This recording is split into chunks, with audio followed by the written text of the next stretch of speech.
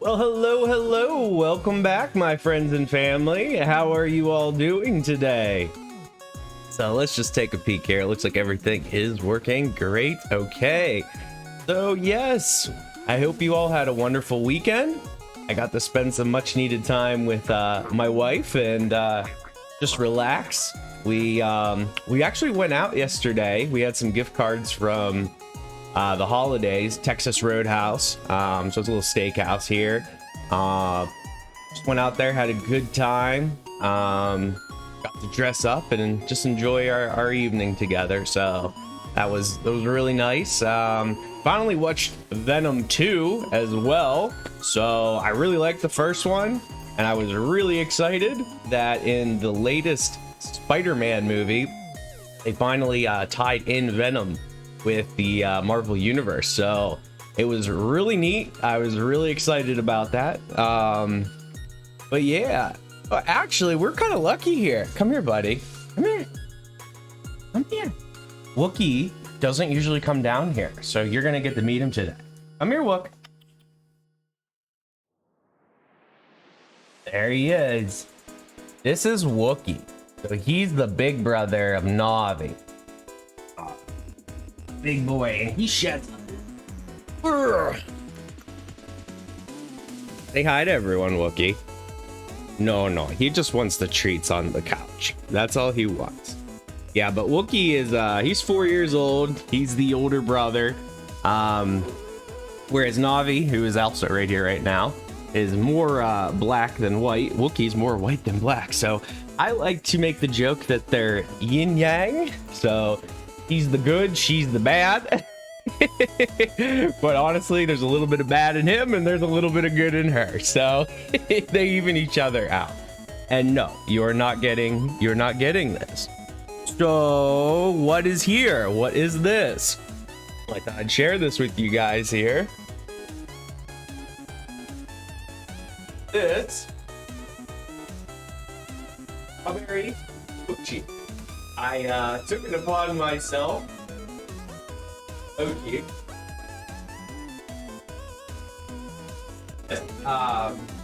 Mochi, delicacy. Mochi made traditionally is pushed rice, basically. So they mash rice until it becomes a sticky elastic goo, kind of like Laffy Taffy, but way softer and silkier to the touch and taste. So a more modern way that you can do it at home, which is what I did, was you take rice flour, glutinous rice flour, and I actually mixed it with strawberry puree, which gave it the pink color and some strawberry flavor. You add some sugar, and you basically just slow heat it, continually stirring it until it starts to form very thick, sticky, well, it's rice, basically. And then you let it cool, chop it up into small pieces. And my mochi I made here, I actually stuffed with some milk, sweet cream filling. It's a custard kind of inside this. So I was actually kind of pleased. It took a lot of effort. I was really exhausted, and I was really scared that it wasn't going to taste any good. Because when I was tasting it when it was hot, it didn't taste good. The next day though, after I let it kind of chill and cool off, it was actually surprisingly good. So I may continue making more of this in the future. Hopefully my technique gets a little better because it was a nightmare. This stuff sticks to everything. You constantly have to be putting the recommended thing is potato starch flour or cornstarch for powdering your cutting board and your hands. I had to use cornstarch, but you have to constantly powder your hands. You have to constantly powder your hands because these things are so sticky, and you just have to keep kneading it and kneading it and kneading it and kneading it. It was awful. I scrubbed so many dishes for so long. I just soak most of them to get it to be not so hard and sticky on it. But they are very delicious. So you're supposed to take small bites of these and just kind of savor it. Like in Japan, a lot of desserts are meant to be fun. So my wife, who has a bit of an issue with texture problems with food, she was like, I'm not sure if I'm gonna like it, because I kept describing it to her as like, you know, gummy and sticky and soft. But like, because it's weird and different like that, kids love it, and like, it's fun. So that's the thing, like, it's fun, and it actually is really good. I just got to that cream inside. That is really good. So yeah, thought I'd share that with you guys because I am into all things Japanese. Super nerd here. Funny thing, I actually studied Japanese for a very long time. I shouldn't say very long time, but for a long time. When I was 16 years old, I started taking it in school, high school, and I was really good at it. So I actually tried to major in it in college, and I continued that all the way to the end of college. But unfortunately, things just didn't work out due to the travel expenses to like go and live there and do all of that to finish the degree. But it was really awesome. My Japanese is pretty rusty, but I had gotten pretty good at it at one time, so I still love all things Japanese. So before we move into the game today, topic of discussion. So we are going to be continuing on with our coaching on pain and flare-up management. Hey, Right Window, what's up, man? Good to see you. So we're just jumping into the stream here now. So we're going to continue with our talk on how to manage flare-ups, and my doctors call it breakthrough pain. It's when pain escalates above your average level. So we will talk about that a little bit today. And we're playing Rune Factory 4, of course. So why don't we jump into that? We are continuing to try to get all of the townsfolk's affections up to 10. We're trying to finish marriages with everybody. We'll have to save scum to do that. And we're going to be jumping into the post-game dungeon today. So that's called Sharance Maze. Let's switch into the game.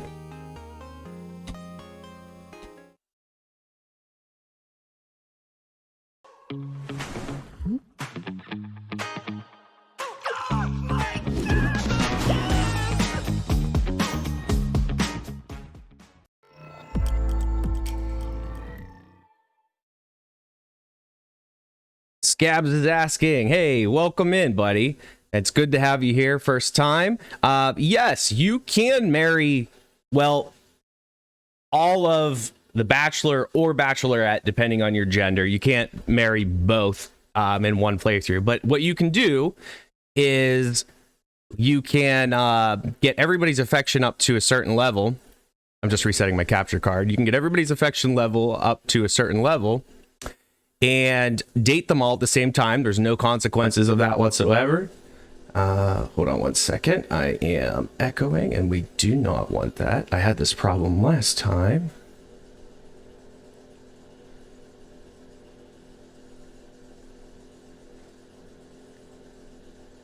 You want precious forte. I understand.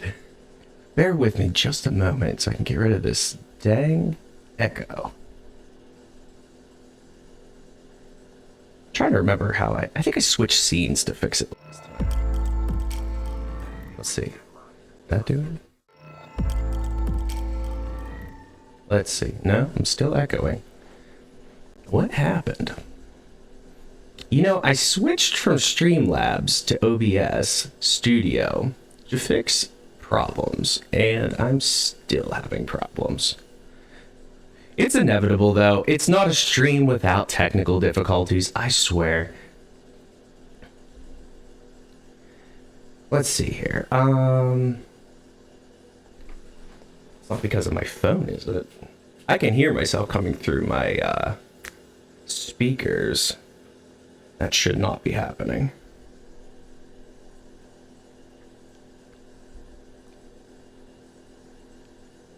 That is funny, Scabs. I promise I'll read your stuff here in just a moment. But I agree, that is hilarious. Okay, if I do that, interesting. I just muted the desktop and I still am echoing. If I do that, okay, I can't do that because then we have no game sound.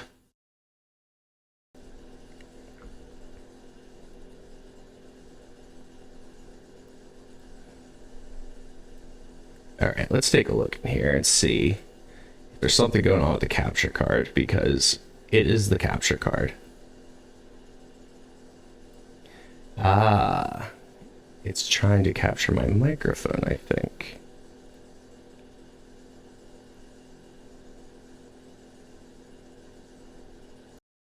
Let's try that. No. That worked, but it... Let's try that. Did that work? Let's see if we hear the game. I don't see any sound coming up on the capture card, though, so that is probably not it.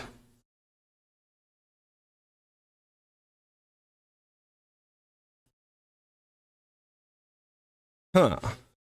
So are you hearing the game, though? Right now, you probably are not hearing the game because I can see it's not capturing it on my end. Let me put it back on, and...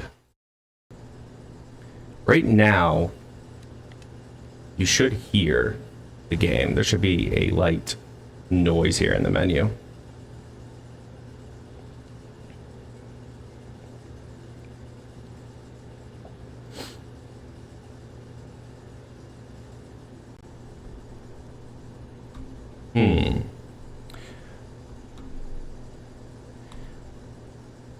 Nope. That is not good. The capture card, then? That's not working right. I am sorry, my friends.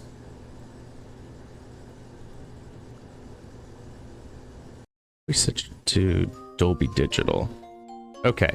How about that? I think I fixed it.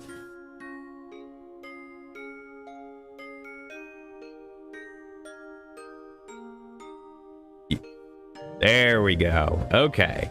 Perfect. Man, I swear to goodness, this is what happened with me on Streamlabs. My settings are getting changed when I close down OBS, and I normally don't like to close down OBS, but sometimes you just have to. Perfect. Okay. So it switched on the game card, it switched that it was capturing my audio from my USB digital audio, which is the PC, to my microphone, which that's why I was echoing and we weren't hearing any game noise. I have no idea why it would do that. I would never switch that on my own, so bizarre. And actually, I logged in today too, and my stretch breaks, my image files got shrunk down. Don't know why it did that. I definitely didn't do that. So I think we're just gonna have these little weird glitches from time to time, and we just got to work with them. But thanks for bearing with me. So let me catch up on what everybody's talking about here. So Scabs, again, welcome in, my friend. It's really great having you join us. So yes, you can in fact marry everyone. You can date them all at the same time with no repercussions. You would have to use save scumming to marry all the bachelors or bachelorettes in one playthrough. So basically get them up to where you can marry them, save, marry them, revert your save back, and then rinse and repeat till you've done them all, finishing with who you truly want to be with. The reason why I'm going to do that is so I can unlock as many newlywed modes as possible in a single playthrough, so I can show you guys some content from that. If I want to do the bachelors, I'm playing as a male. The game doesn't allow it. I'd have to play as the female character, and I could do the exact same process. Then Scab says, Little Missy has ungodly metabolism. Any normal person would be quite hefty after devouring so many tasty cakes.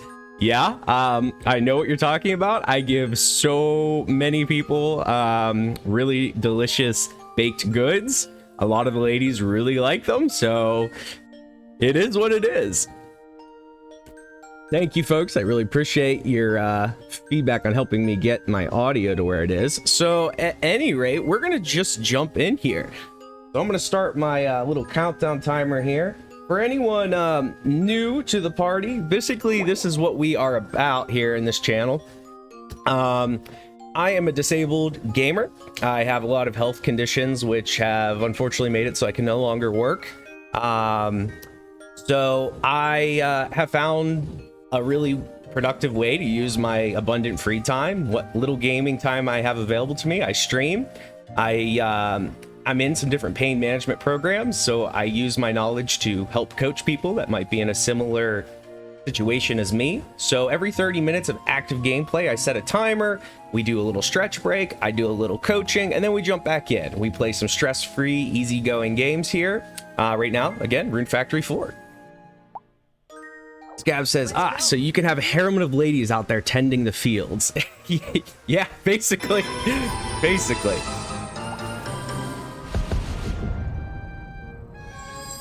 Hey, thanks for the follow, Scabs. I really appreciate it. So if you don't mind me asking, how did you find me?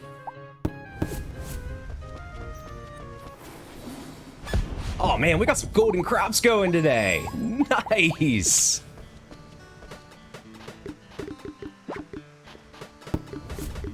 Woohoo! I love golden crops. They take forever to grow.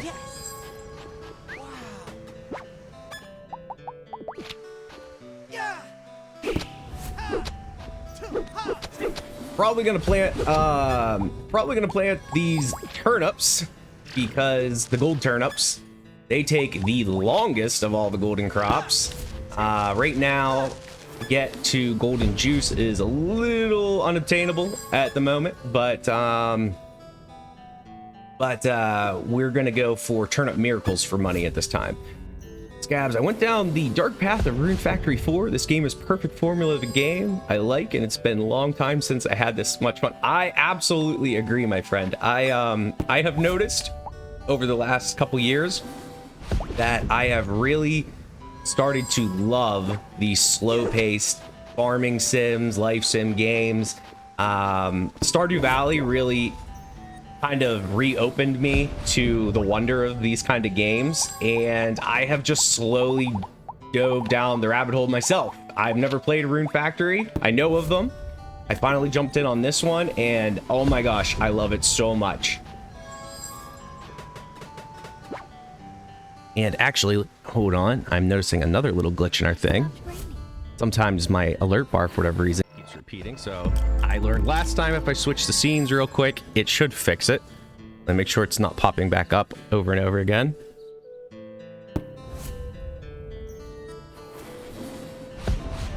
I hear it. Last time I did this, it fixed it.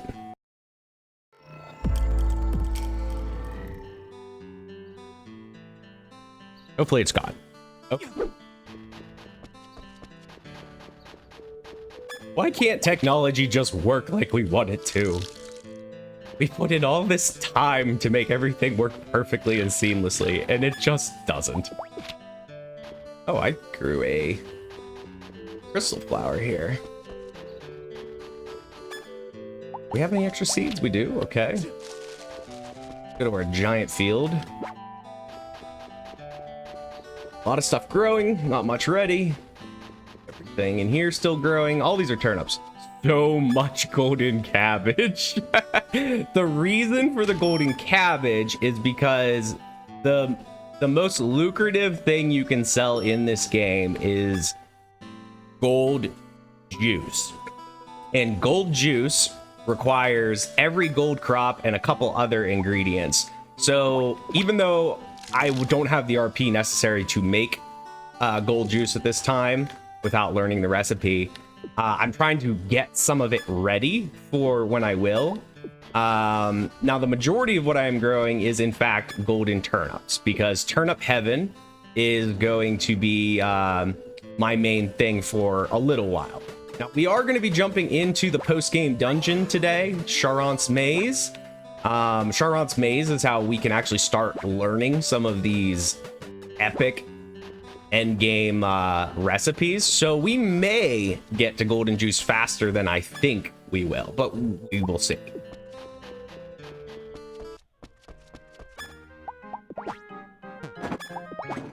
So how many Rune Factories have you played, Scabs? You know what? Actually, I'm going to keep these. I'm going to give them to Zhao Pai. Kill's here to see me. This is your first. Well, we are in the same boat then, my friend. I've known of them, but I just haven't played them. I think I may have gotten Rune Factory 2 or 3 on one of the handhelds a long time ago. When my wife and I were dating, she expressed interest in like these kind of games, and I had heard good things about it then. I bought it for her, but like for whatever reason, we ended up not really playing it. I'm looking for some boss drops, and I have to head back. I'm on work break. By the way, I hope Rune Factory 5. Oh, me too, my friend.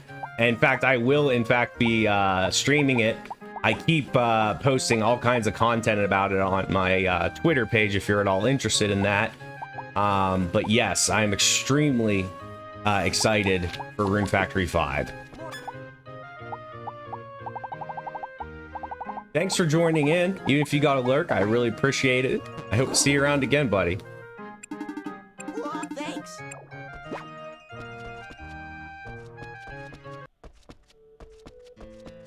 All right, so it looks like it's a new day.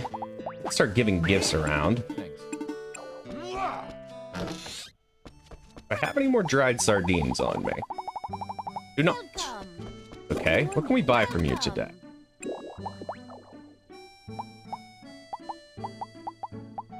Ooh, we need onions. We need onions for curry. I think we're probably good on the rest of the stuff at the moment. Please come again. Now, I just noticed, I'm looking up at the top there, I finally am starting to make a dent on my income. I had like 16 million at one point. We just got under 10 million. But as soon as we're able to make Turnip Heavens, we'll be rich again. So I'm not too worried about it.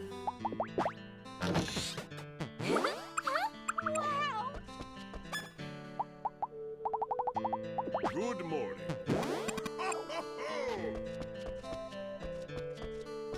What is our quest? Harvest almost all crops.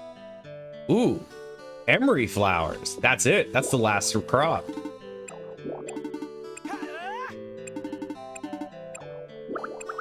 We did it. Okay, I thought we had already done it. Okay, so that means we've unlocked emery flowers. That is awesome. That is the last crop in the game. Harvest a large gold crop. We've definitely done that. Ooh, we can learn royal curries.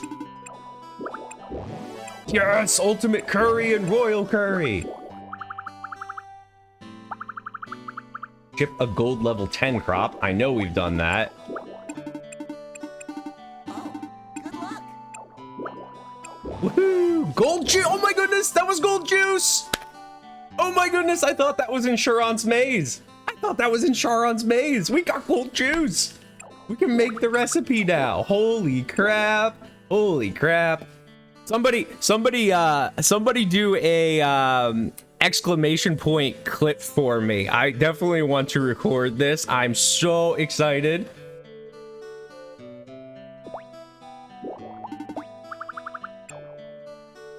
Oh my goodness, this is great. This is great.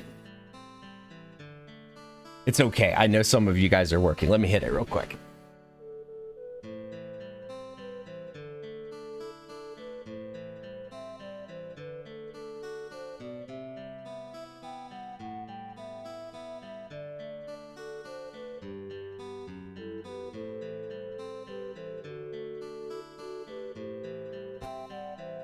There we go. Okay. I cannot believe that was what we needed to get golden juice. So, take a look here. Level 99. Okay, so we need gold pumpkins, emery flowers. which we just got that unlocked. Gold potatoes, gold cabbage, and gold turnips. So we're waiting. You're okay. You're okay, Rye Window. It's okay, buddy. I understand. I knew you were. I knew you were. I wanted to hit it real quick though, because it's actually really hard after a multiple hour stream. You go back and try to remember if there was anything interesting to make clips of. So emery flowers. All right. I bet you these take a ton of time to grow. I bet you $1 million on that. Let's see. Not very welcome.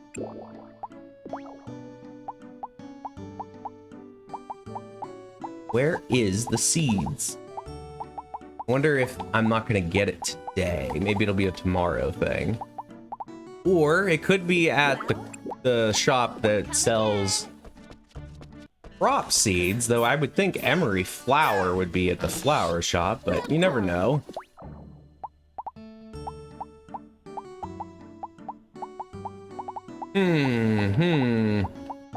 Might be a tomorrow thing.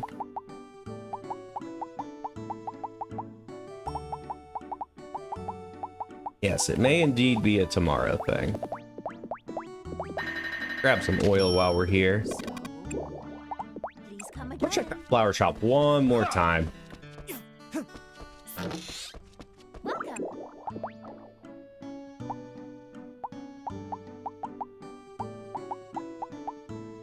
Oh, here it is. Emery flowers. They're 50,000 a piece. They take 120 days. Wow, holy crap. That's an entire year. An entire year. So, okay. So if we manage to keep that at a 5 times multiplier, I mean, it's going to take almost the whole season. Like, because that multiplier slowly trickles down below 5 times. So, like, we tend to be in, like, the mid-4s a lot. So it's going to take an entire season to grow these, but we need to do it, so we better start getting them down. Now, when do they grow best? Rarely withers, can be cultivated by almost anyone. It doesn't say it has a preferred season. Well, if that's the case, then we could plant them everywhere. I think for now, what I'm gonna do is plant them in all of the extra gardens in the wildernesses. Yeah, that was a lot of money I just dropped. That was a lot of money, but it costs money to make money. Here's the thing. We start selling gold juice. They're worth multiple millions per juice. Let's see here. Let's start by going to Springfield. We got a lot of pruning to do. There's a lot of junk. I have not been tending these fields. It got to be a little too much to manage all these fields.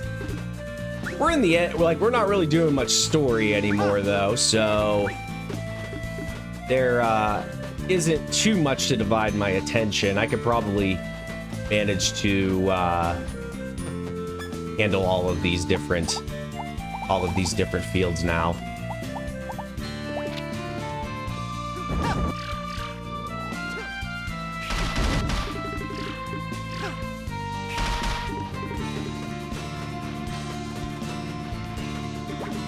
I can't believe we got the golden juice. Like, I'm so pumped. I'm actually really happy I had the foresight to grow all the golden vegetables. That means turnip miracles. I don't even need to bother with that now.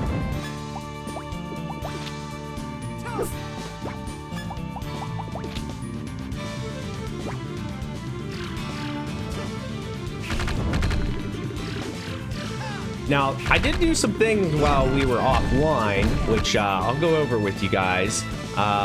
One of the big things I did was I did make some new gear. I wanted to make some gear for Xiaopai, who will be my main wife. Say main wife, but she'll be my actual wife. She's the one who I want to actually marry at the end of the day. So I made her some new armor. I made her a new weapon. I made myself a new armor, which is still a work in progress, but it's already better than what I had before. I also made myself a sword, which is really nice. The other thing I did was I tamed more cows. So I use milk at an alarming rate sometimes, and I really wanted to just have more cows. So I think I tamed like 8?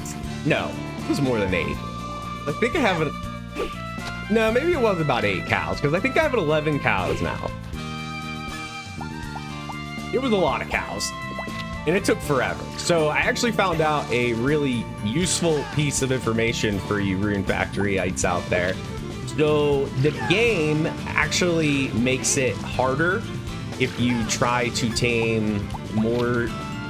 The more of the same monster you try to tame, the harder it becomes to tame more of them. So your first cow, as long as you're high enough level, like, should be really easy. Well, then your second cow is going to be a little harder and harder and harder. Well, you know, I'm up to 11 cows, so it was literally taking, on average, 6 to 7 stacks of an item to tame it, and that was getting really tedious. Now, how is the fertilizer on my things? Because yeah, I need to get some stuff here for my farms. Get some chemicals on there and make it so I have it at the maximum growth speed, and also the maximum quality, so we can get the quality up as fast as possible. We're gonna put away some junk. Funny enough, I actually pushed the lumber and the stone into Arthur's shop, just because I've been going to his shop to buy wood and stone when he rarely does carry it. Gabs is asking, poking in. No, it would be totally awesome if there was a drop-in, drop-out online co-op multiplayer. Could drop by and play as one town folk. Oh, man. Yeah, absolutely. This game does definitely need co-op. One of your pets in the barn. That's a suggestion, my friend. I think that's hilarious. Believe it or not, actually, Rune Factory 3 had a small multiplayer component. So the post game has the same thing. It's called Sharance Maze as a dungeon. It's a randomized dungeon. And in Rune Factory 3, you could actually play co-op with each other and do the randomized dungeons together. I know that's limited, but at least there was something in the game. It's surprising that they did not do that on Rune Factory 4. In fact, it's so surprising to me because you can even, on Rune Factory 4, not 4 Special, you can actually import your save from Rune Factory 3, and it will add some random Rune Factory 3 dungeons to your Sharance Maze. However, on the console versions, the S version, 4S, they cut that out, cut out the co-op. It doesn't exist. So I was a little sad by that. I mean, why? It's console. Like, this is like the best time ever to try to do co-op.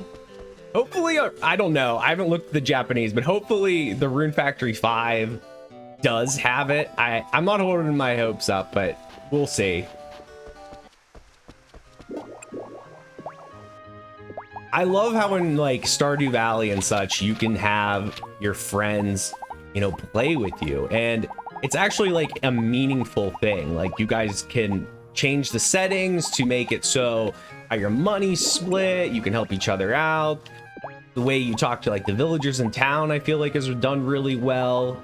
As in, your progress with relationships with townspeople doesn't relate to your teammates' relationship. So like, if you got level 10 relationship status with like one villager, that doesn't mean that they could be at like level 1 another one of your friends. I think that was handled really well. I'd love to see something like that in this game as well.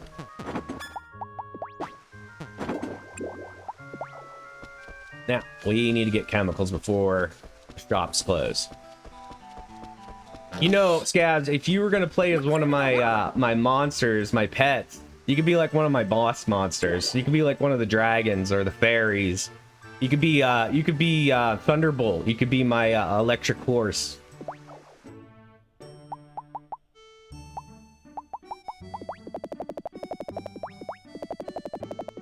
We need so many chemicals. We need so much stuff now that we're gonna plant all these fields.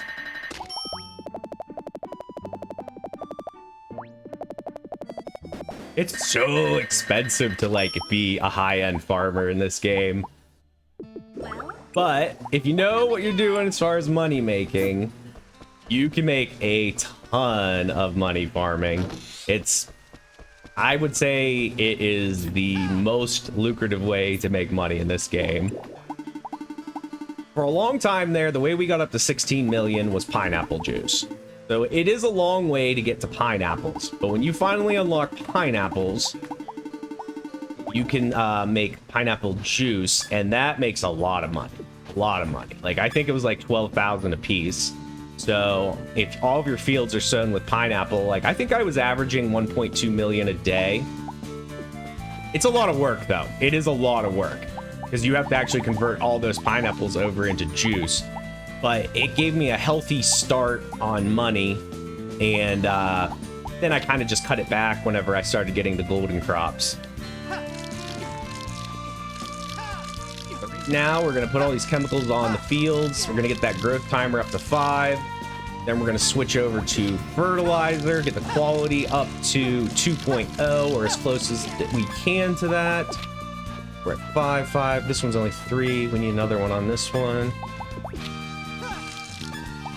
Now, all these chemicals do hurt the health of the field, so we will have to take a peek at that before we leave. Let's see, quality. I mean, quality's almost 0 on these, so I'm going to need a lot of greenifier. So greenifier plus is really your best friend. It's very expensive, but it is so much better than regular, greenifier. Greenifier only gives 0.05 boost to your soil, whereas greenifier plus gives 0.5, so that's 0.05 versus 0.5. That is a substantial difference.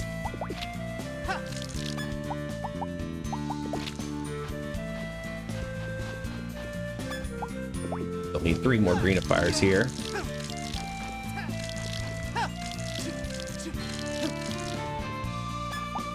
We're gonna have to actually come back with some corn or some 4-leaf clovers and heal up these fields. Okay, we're just looking at this one right here, I noticed. And for any newcomers that aren't quite familiar with the menu, what you're looking at over there on the screen. So as far as that info tab is going, I'm looking at a few things. So on the near the bottom, let's start from the bottom. Defense is if a typhoon were to come and how much defense that crop has. Now health is the actual health of that. If it gets down to 0, you have a chance of your crops just dying when you harvest them. Quality, which is just above that to the right, that can go all the way up to 2.0. What that means is when you harvest, it relates to how much of a growth the crop can change in quality. So if you plant level 1 seeds, but your quality's at 2.0, it could jump as many as 4 levels. If you only have that at 0, it's only going to jump 1 if you're lucky. Growth is the other big one. We have that up to 5 times. That is the fastest you can get it to. It would go all the way down to, I know it goes below 1. I think I've seen 0.9. I'm not sure how low it can go. Right window, got to head out for a few hours, leaving the stream up. Have a good one. Thanks, buddy. I appreciate it. So we're going to come back to this farm here in a bit with some corn. Oops, didn't mean to do that. But we're going to hit the other wilderness farms up, and we're just going to rinse and repeat everything I just said in all the farms.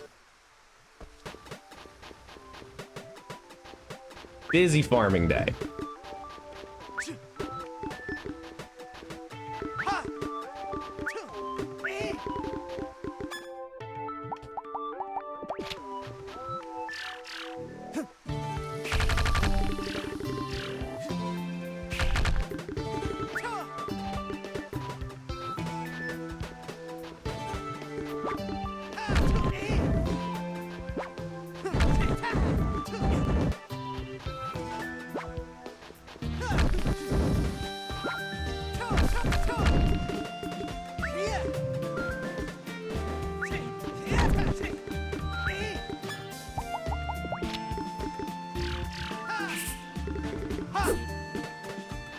Keep these bamboo sprouts just so I can have them for Xiao Pai. She loves, she likes Chinese dishes, and I use that to make one of the easier Chinese dishes for her. Probably don't need to do that anymore though, because she loves crystal flowers.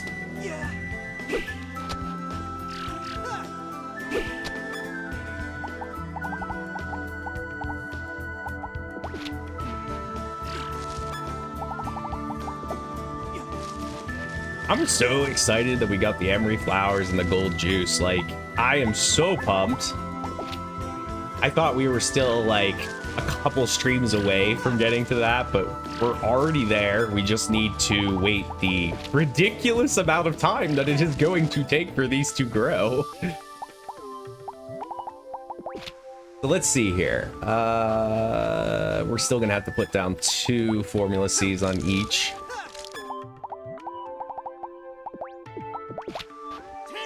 Didn't mean to do that.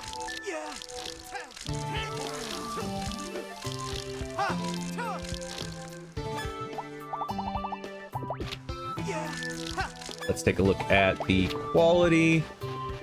It's shite, so we're gonna need lots of greenifier for each. I'm gonna run out of greenifier.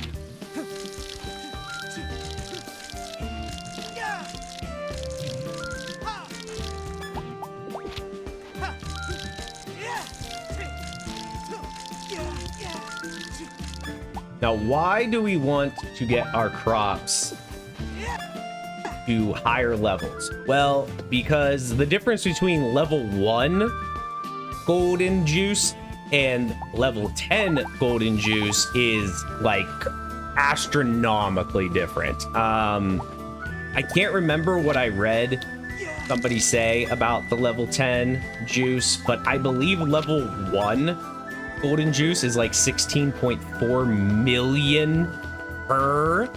That is ridiculous. Like, that is insane. So if that is level 1, just imagine what level 10 is.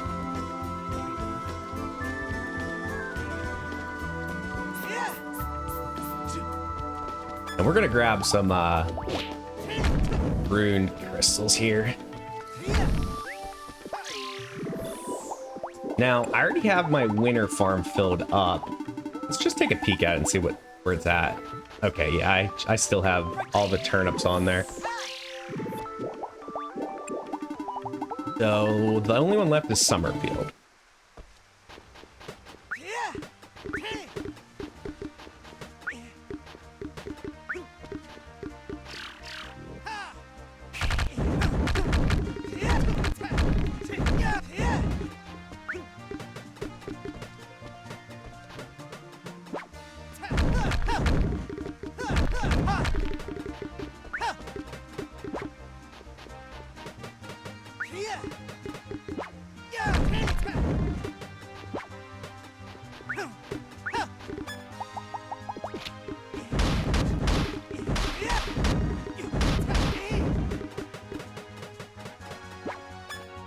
Hey.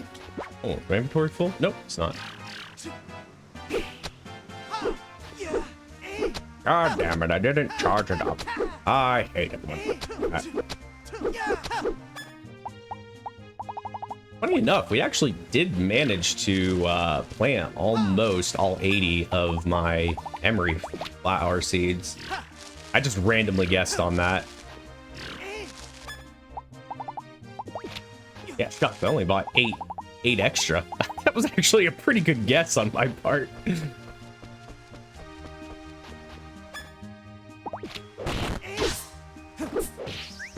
Okay, heading back into town. Let's take a peek here. Shop's gonna be closed. I can almost guarantee it, but why don't we just peek? Yeah, it's closed. Okay. We can still give some gifts, so we definitely should do that. We overbought actually, we did not overbuy Formula C. I forgot to dust my crops. Got a little too overexcited there. Okay, yeah, we need to get a lot of that on there. It's just a small little farm though, so it's not gonna use too much chemicals. Okay, growth should be up to 5 times now. Excellent, excellent, excellent. But we are going to have to come back tomorrow with some more chemicals. Our plants need drugs. Ooh, pretty much the whole town's here. Okay, let's see here. Got some salmon onigiri for Arthur. Thank you very much. Wow, very nice. Poisonous fish for Leon. How did you get? Otto, I don't think I have any more egg bowls on me, buddy. Forte's here. Do I have any cake for her? No, I think I'm gonna have to make some stuff real quick.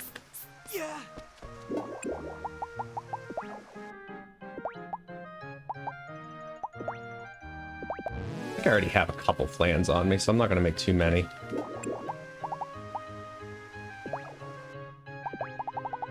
Ooh, we're out of something. Flour. Ah, I can't bake anything then. It's tomorrow then. Tomorrow it shall be. Now, Botto, I can make you an egg bowl though.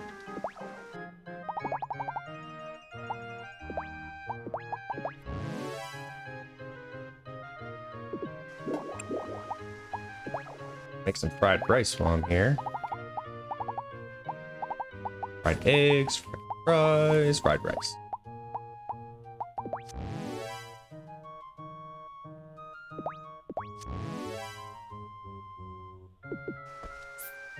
Actually, why don't we make some more poisonous fish while we're here? I just saw it and it made me think about it. Salted arthritis. Poison, yeah, it's that one. Do we have anything in our fridge that I can get in my inventory too? Yes, for Blossom, the dried sardines, tempura bowls. Oh, I already had some egg bowls. That's okay. Can't have too many egg bowls.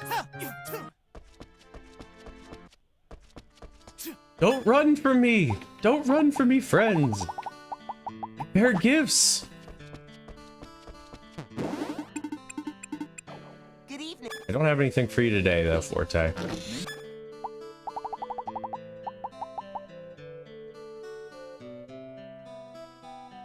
Oh my goodness. My fatigue is hitting hard today, my friends. It is hitting hard today.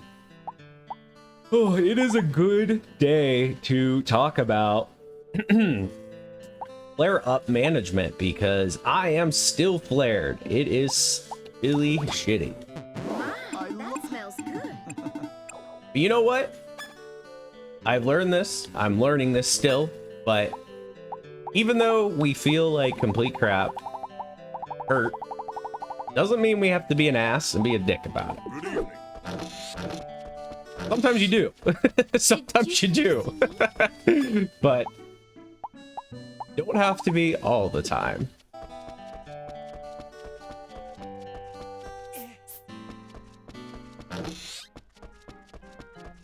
Ooh, I could use a second cup of coffee, I'll tell you what.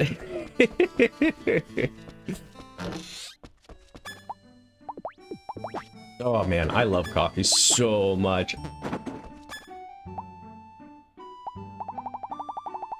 If money was not an issue, I would own an espresso machine, like a good one.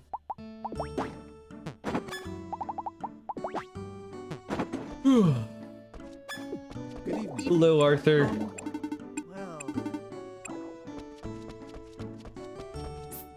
Welcome. I'm drinking though while I'm here. Water is very, very important for your health.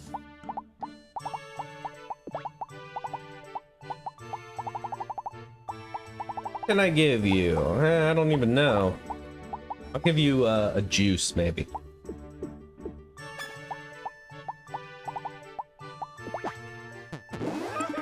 Hello, Navi. Welcome back. Come here, baby. My smaller dog is here. Come here. For those of you who have not met her, this is Navi. She is the little girl. She is also a Springer Spaniel, and she loves to come down with her daddy during stream time because she likes to be up on the furniture. Get comfortable, please. And she will probably stay up here most of the stream.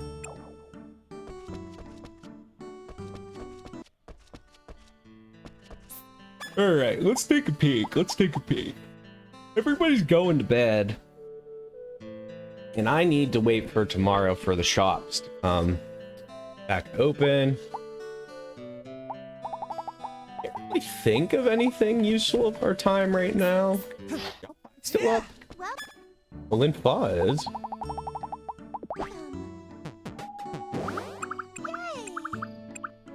You're welcome, Linfa. Oh, there's Jalpai. Good evening. I have a crystal flower for you. Wow. Woo! Thank you. Very welcome, my dear. My heart is. Can you hear it? Calm down. Calm down. I think she's freaking out because we're in her bedroom. So can you hear? Calm down. Yes. Let's see. I don't think I've ever gone to the observatory. All right. I should remember this date because I just picked it and we're about to go to bed. Actually, why don't we bathe while we're here? Welcome.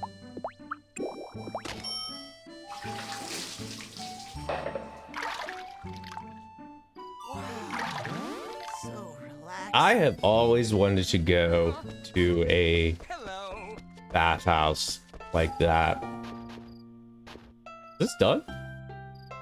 Sure heck looks done. Actually, it's level 9. Wait, did I just see level 10? No, okay.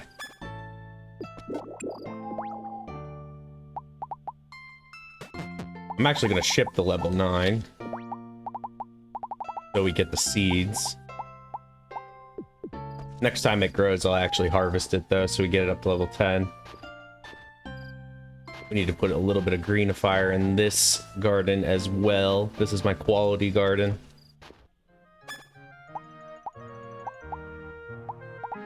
I really don't need this flounder. I don't know why I have it. Somebody gifted it to me, I think. I bought all this grass to tame more owls, but I think we're pretty good on all that. I don't think I checked my my barns though, so let's pick up the milk and the eggs. Yeah, I got a lot more chickens and I got a lot more cows. And I found this blue mimic box, so I was just like, yeah, we're gonna tame that too because it looks cool. Never owned one. At this point, like, I'm basically just taming stuff that like is more or less fun that I just want. I don't really need produce anymore. But I think the taming mechanic in this game is so cool, so of course I'm going to engage in that culture.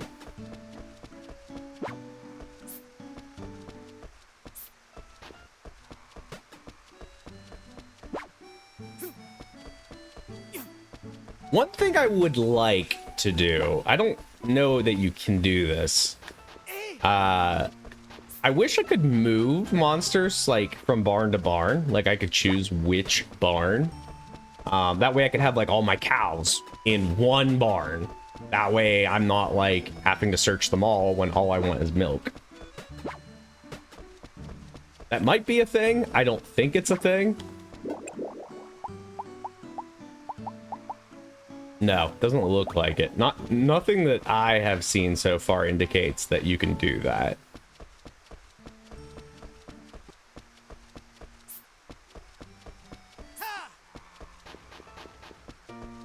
I don't think I have any monsters in these barns.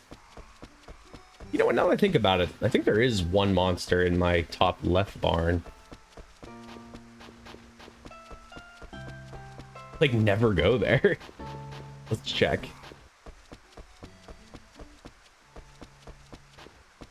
No, okay, there isn't. There's a lot of barns. You could have a lot of monsters. That cabbage, that's not done, is it? It is done.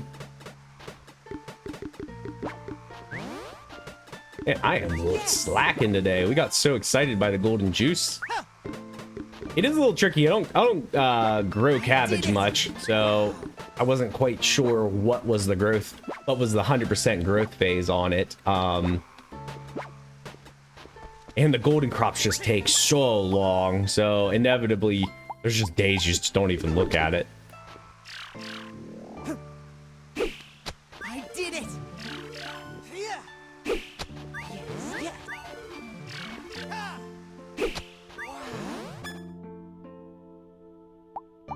We're gonna put down emery flowers here. I did it. Did you hear her groan? Oh, that was Navi. Oh.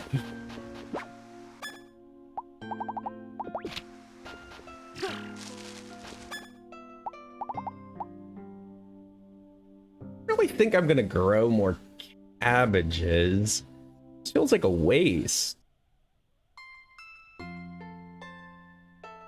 Yeah, like, I don't think I'm gonna need them.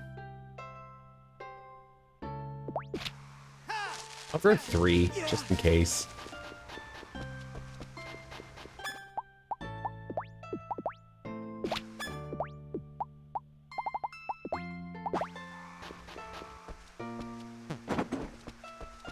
A little overkill, but actually, why don't we, some of that on these crops? They're still in the 4 times, but I'd like to keep it close to 5.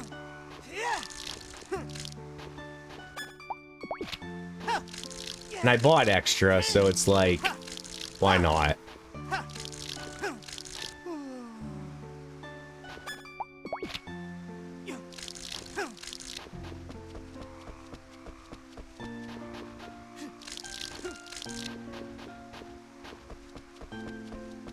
Concentrating on the turnips and the emery flowers.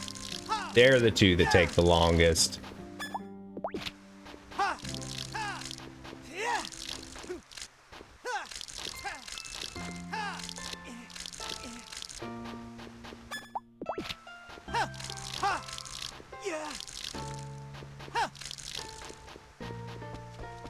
Okay.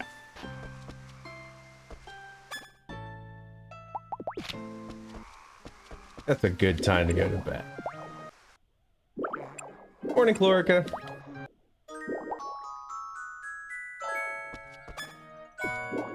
Now we need to get flour.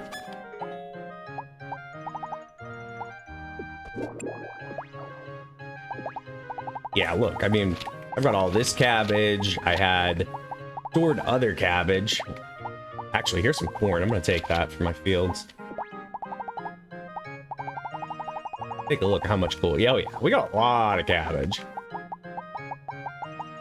And pumpkins regrow. Don't have quite as many potatoes, but there are still more growing.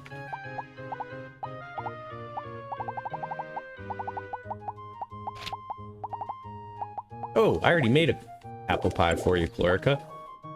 In just a moment. Now, Chlorica is still one of the bachelorettes who has not accepted our dating proposal. That and Amber, those are the only 2 left. I don't know why Chlorica won't accept it. Her relationship status is really high. Let's see. Chlorica's at 10, and she's still denied. Whereas it was lower than this, but who was the last one? Dolce. Dolce accepted our love, and she was barely at 9. I'm not entirely sure why Chlorica is denying us. Now, I can understand Amber. She's not even at 9 yet.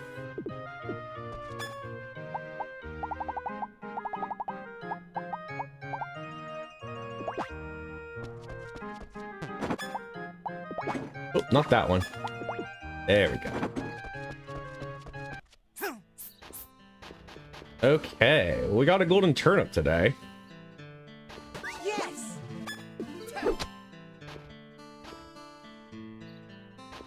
Okay, looks like our golden cabbages are getting leveled up. That's great.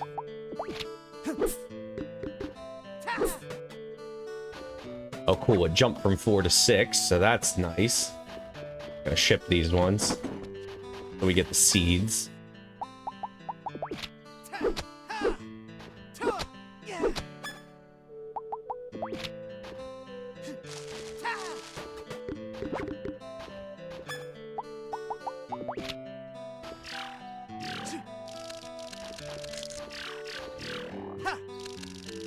Now, it looks like these pumpkins will be done tomorrow.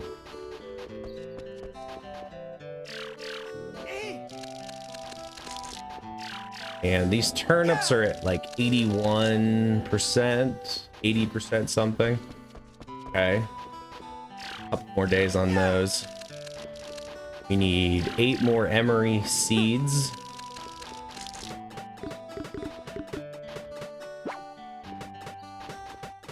And actually, probably can replace these pumpkins here soon with emery flowers because they regrow. So like, I don't need that many. Okay, so that is my timer, folks. So here is what is going to happen for our newcomers. I need to do stretches. I need to do stretch breaks because my body just cannot handle playing nonstop. It lets me continue to put out good content for you, and it's also a great time for me to do a little health coaching. So, first thing we're gonna do is ask little Navi here to please move off of our lap so we can please move. Thank you, dear. She is so tired. Okay, so let's switch into the stretch break.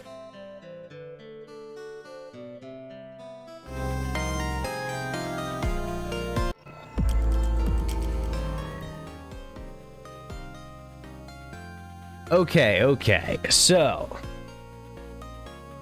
first off, we're going to talk again about what a flare-up is.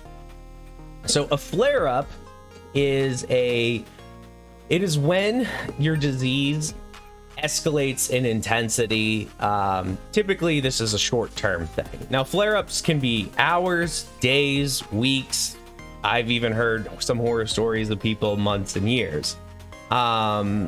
Typically though, my understanding, at least from my doctor, is anywhere from days to weeks is kind of the more typical thing. I'm sorry, honey. I gotta put you.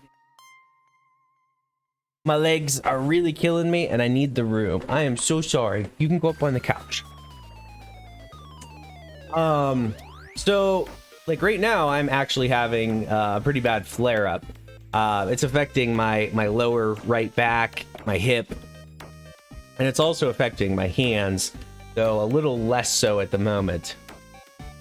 So if your baseline pain level on an average day is like 6 or 5 or whatever number it is, but all of a sudden you are having a lot more pain nonstop or pretty close to nonstop, like now your baseline's up to like 7 or 8, you are probably having a flare up.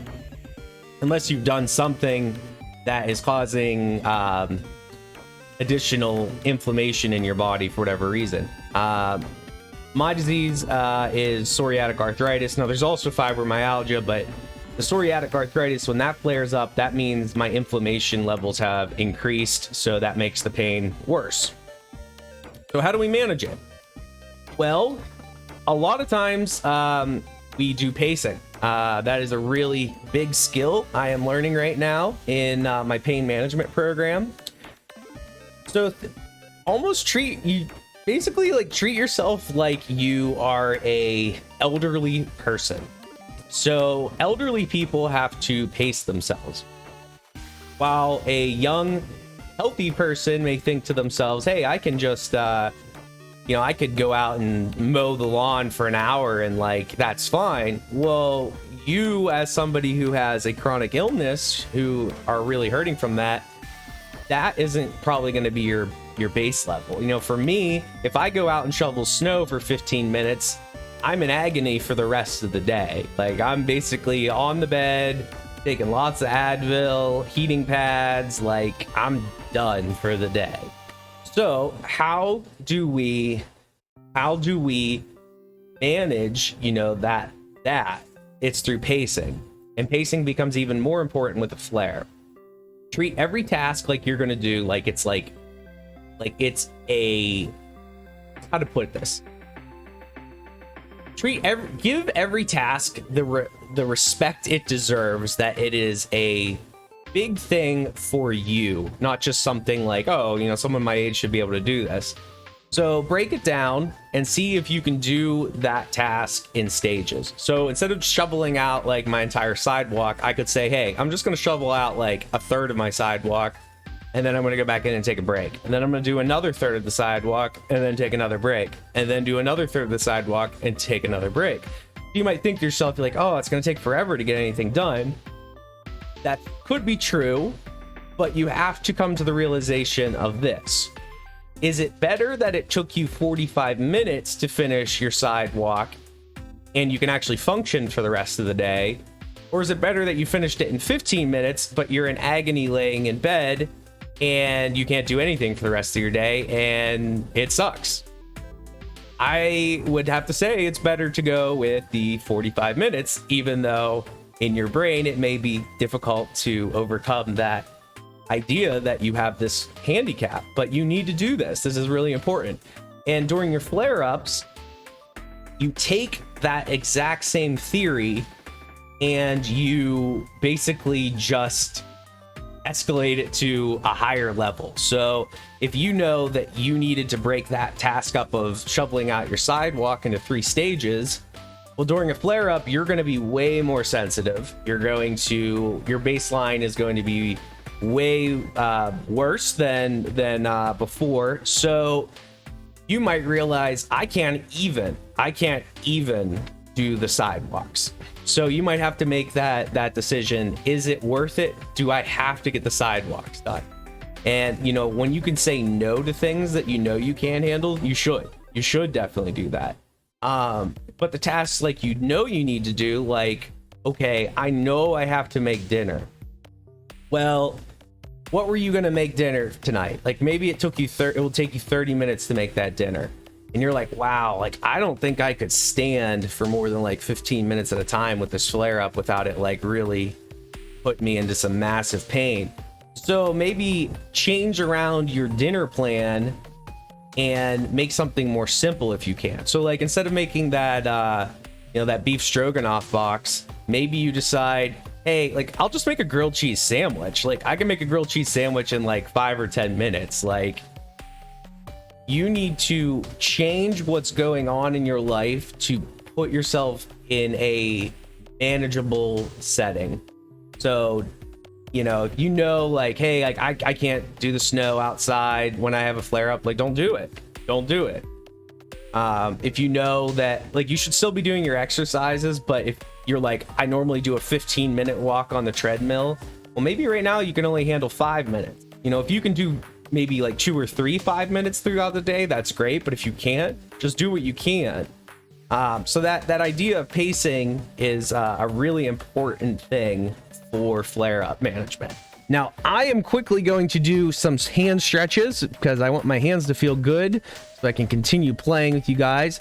So we're going to quickly just go through some exercises here.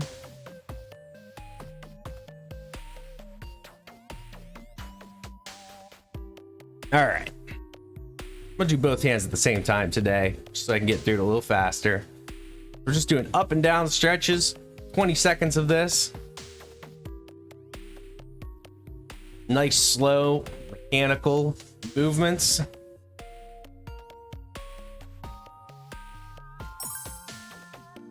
Okay. If you have Medicaid, you may qualify for high Hands straight out, or just moving the wrists up and down. Again, slow mechanical movements. Don't flick them.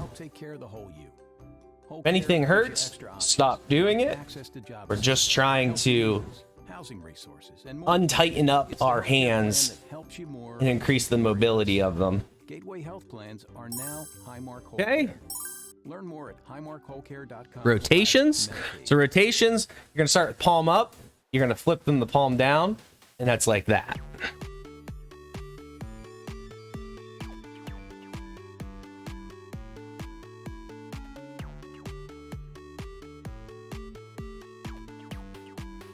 If anybody has any questions at any time, just let me know.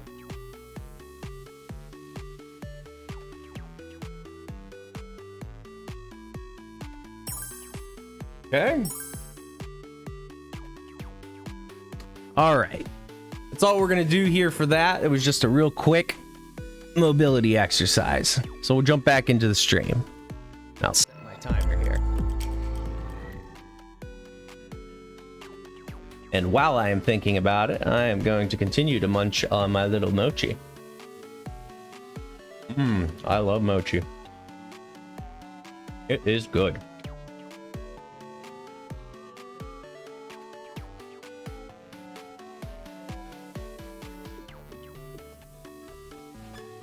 Okay. I'm gonna check my barns, grab produce.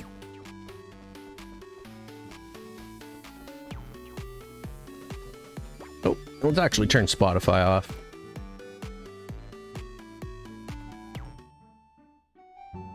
There we go.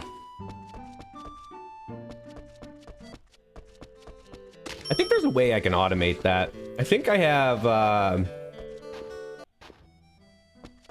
might be able to do that with the advanced scene switcher, the plugin I have. And if I can't do it with that, I'm sure there's a way. I know I could introduce ducking into my audio, but I don't know that I necessarily want to go down that rabbit hole yet. In general, I would just like Spotify to turn off when I switch back to the game channel. I can always turn it on manually if I ever wanted it on during my videos.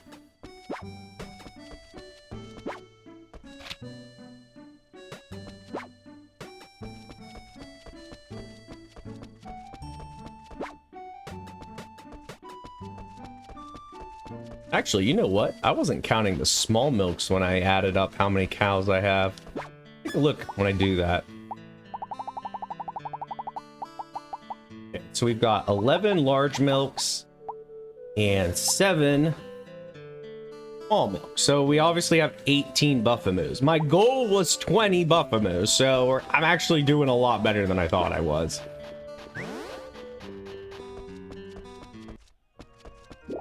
And yes, that seems like a lot of milk in a day. And it is a lot of milk, but I won't necessarily take the milk every day. It's more or less, if I realized I was out of milk, I could just go into my barn and be like, well, there you go. There's like, 18 milk in one day, and I don't really have to fret about not having it because I do use it a lot when I do start using it. Good morning. All right, so we need to buy greenifier. We need to hopefully buy some corn if it's being sold today. And we needed 8 more emery flower seeds.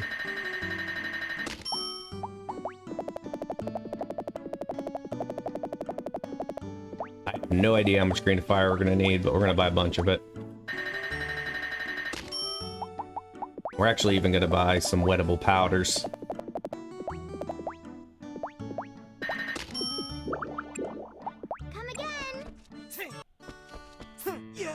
When we're talking about a crop that's going to take an entire season to grow, we definitely want some wettable powders in case a typhoon comes. They are not selling... Oh, they are selling corn. Okay, great. Oh, my inventory is very full.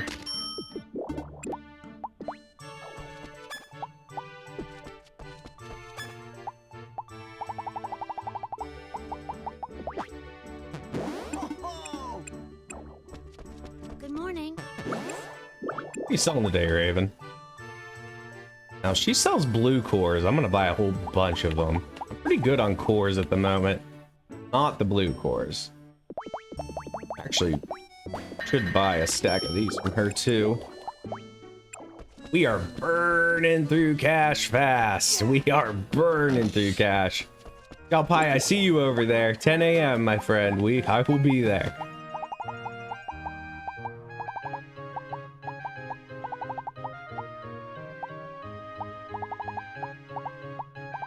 Oh boy, I'm running out of space. I'm gonna have to put away some of these gifts.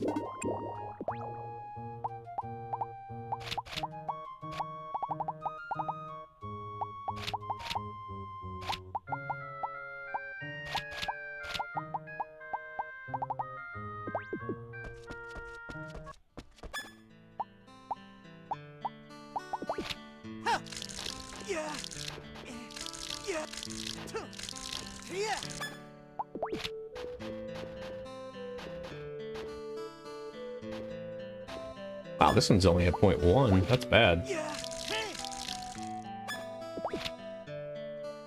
There we go.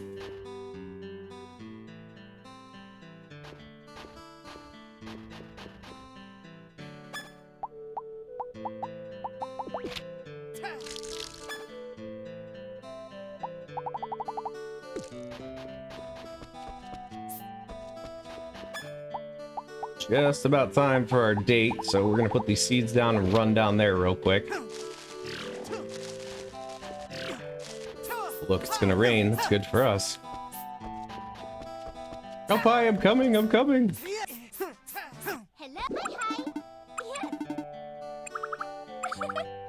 We're going to the observatory for our date today.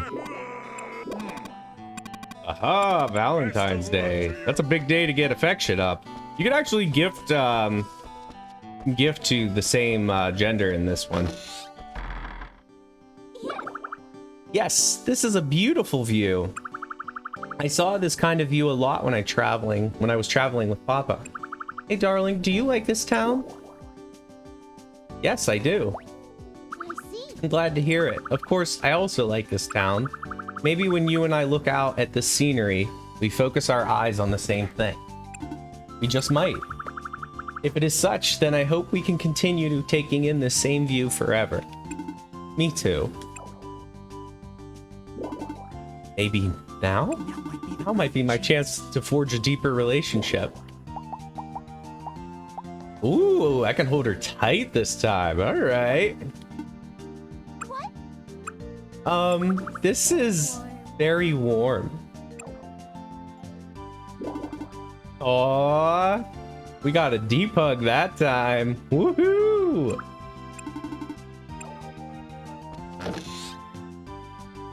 So actually, I told you we were going to talk about the gear a little bit. So since we got Job Pie here, we can take a look. So I made her a new weapon. Visually, it's going to be the Basilisk Fang. However, I used the inheritance trick I have talked to you guys about, and I made her a better weapon than that. So hold on, I think I actually have it on me.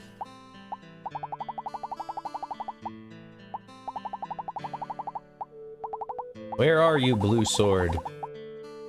Ah, this is inventory right here. The blue-eyed sword. So this is actually the weapon that I am using as the base.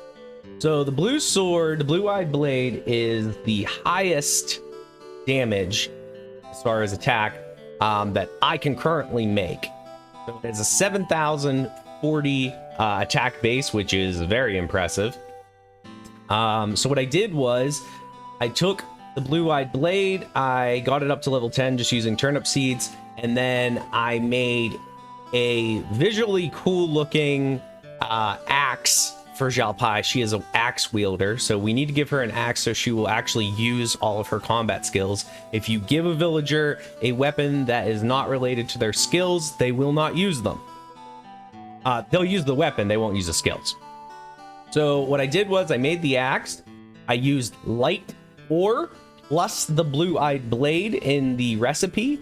By doing that, it takes the stats of the blue-eyed blade, even though it is not a weapon of the same category. Because of the light ore, it works, and it gave me the basilisk axe, but with the stats of the blue-eyed blade. From there, I simply upgraded her axe with all kinds of attack boosting and status ailment inflicting damage. I also put a raccoon leaf in there because axes have very low AoE. They're mainly like a one-hit target type of thing. But because I gave her a raccoon leaf, and I think I think I double steeled it. Her range is actually pretty decent now. So sometimes she actually will hit multiple enemies for me, which is helpful. She also has some crit boosting stats on her axe. So she is critting fairly often for me as well. She hits really hard. The other thing I did for her is I am currently in the process of working on her armor. So she has a shirt equipped, which actually I replaced my armor and gave her my old one. My new one is only ever slightly better than the one I gave her. Her shirt will have about 2,100 defense on it. It's actually, let me show you the base shirt, what it is. It's this, the Rune Vest. Now, the Rune Vest, to enhance it beyond that 2,100, I added a bunch of different cores. So the green core, yellow core, red core, blue core. When you put all of those on, you actually gain a lot of elemental resistance too. Magical resistance. And then I just did a whole bunch of other defense items that were mainly boss drops at this point, and did that. Now, for my sword, I actually have a new sword now. But we also use the inheritance trick. So I started with the blue-eyed sword as well. I inherited that into the short dagger. And I added some really nice stuff to this. So if you guys remember the Siren boss from Rune Prana, who is, well, she is a bitch. She's not fun. She has attacks that can instant kill you. Her Melody bottle, which is her rare drop, has some amazing stat buffing stuff. So if we look at my sword here, actually let me move my thing so you can, ooh, not that. I want to move my webcam. There we go. Now you guys can see it. So if you look down here, I can do a lot of status ailments in a single hit. So poison, seal, paralysis, sleep, fatigue, and sick attack have a 90% chance of me inflicting on per hit on an enemy. I can feint attack, which is an instant kill 9% of the time, and I have a 10% drain. Drain is health steal, life steal. So when I hit enemies, I get 10% of the damage I inflict back as health, which is amazing. That being said, though, now that we're very, very, very late into the game, a lot of enemies resist most or all status ailments, but that is not true of every one of them. And some enemies will resist all but one. Well, we're inflicting basically almost every status ailment in the game, almost guaranteed per hit. So this is really, really amazing. It's also really cool when you see it proc on an enemy where, like, all of a sudden they just fall down to the ground, paralyzed, sleeping, sealed so they can't use magic, and poisoned. And you're just like, I don't even feel like killing you. Like, I just feel bad for you. And you just like sit there and watch them die. It's really, really awesome. Now, Xiao Pai's doesn't have all of these status ailments on it as mine did. Hers can inflict paralysis and poison, I believe. I think she also has a smaller chance of seal. I went a little bit different route with her. I wanted hers to have a little more range, so I think I focused more on the raccoon leaf for her. Now, I eventually want to make her an indigo ribbon, but I'm missing a couple ingredients. And for me, I want to finish this Rune Vest. Excuse me, but I am not there yet. I was farming out some boss drops offline.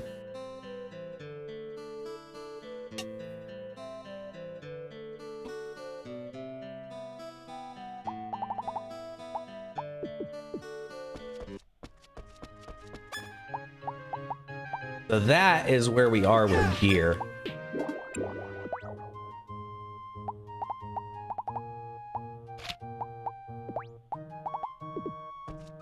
All right, so our date is over, so actually I can go back to gift giving and all that stuff.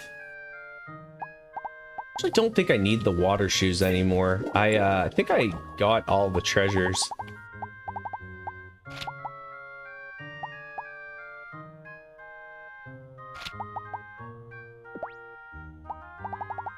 All right, let's attend our wilderness fields. I think I got this field over here. I did not.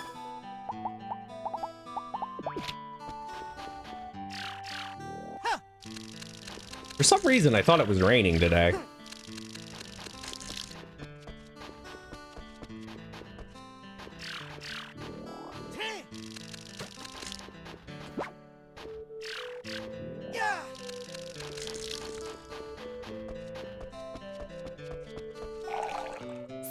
You two look great together. Yeah, we did get these fields. Let's go to the wilderness now. Welcome.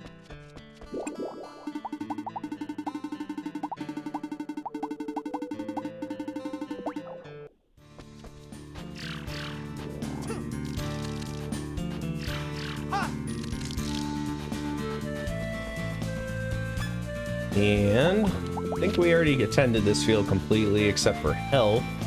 Yep.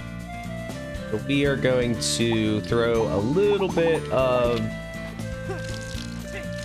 this wettable powder to protect it from a typhoon. And then we're going to put down some corn to get the health back up on the crops.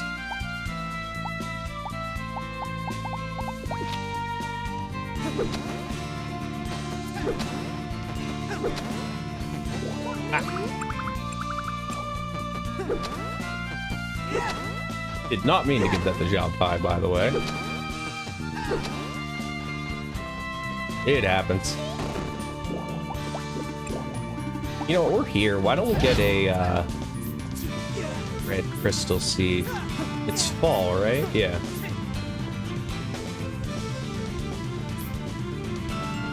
Once a day, you can get the seed here.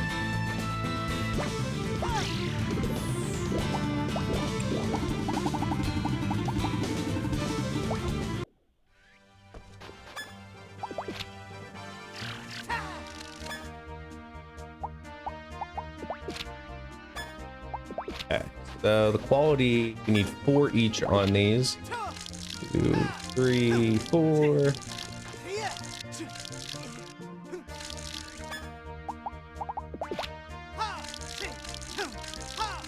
Always use your corn or withered grass or 4-leaf clover last.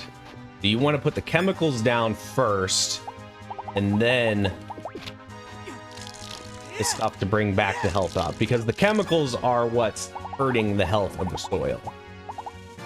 Makes no sense to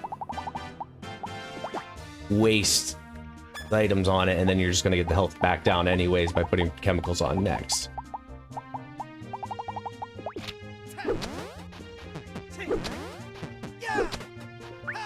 No, come back. Almost gave it the job pie again. Well, she's always hungry. Speaking of which, I can move my camera back.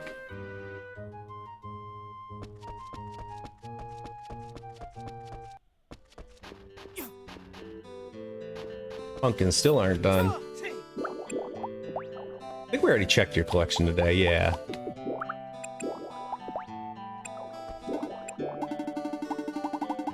Okay, let's go to Autumn Field. How we doing here? Health needs to go up. Okay, the quality was not good on this one.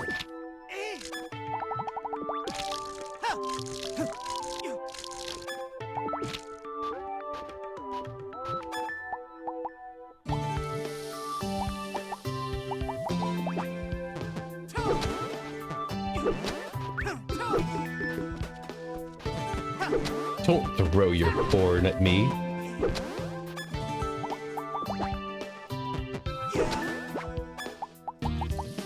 I should buy another pond. I should have a pond for each of my farms, I feel like. I'm gonna grab some rune crystals while we're here.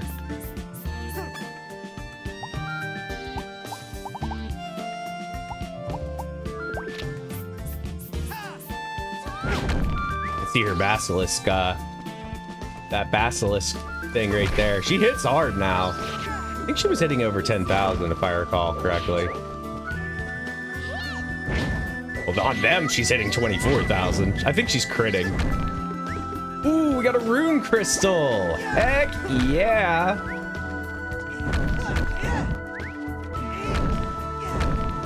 I have still not been blessed by the gods that Raven is selling them. But very soon, very soon.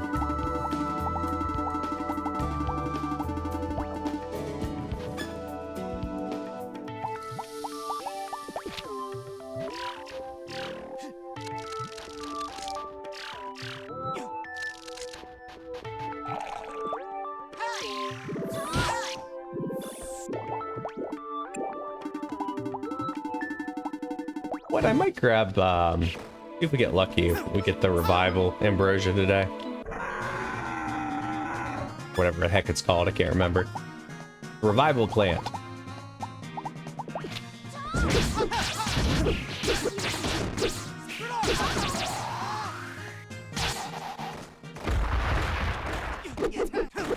I know I hit for well over 10,000. Especially when I crit. Eh, we didn't get it today. I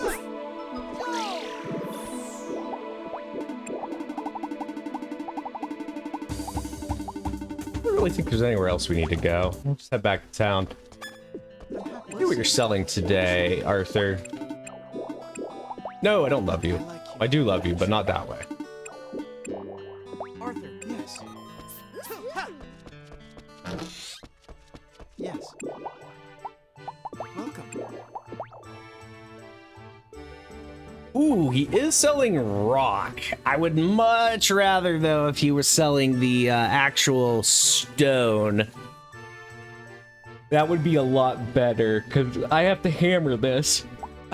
Funny enough, I kept saying I have never seen him carry large milk, and he is carrying large milk today. What the heck?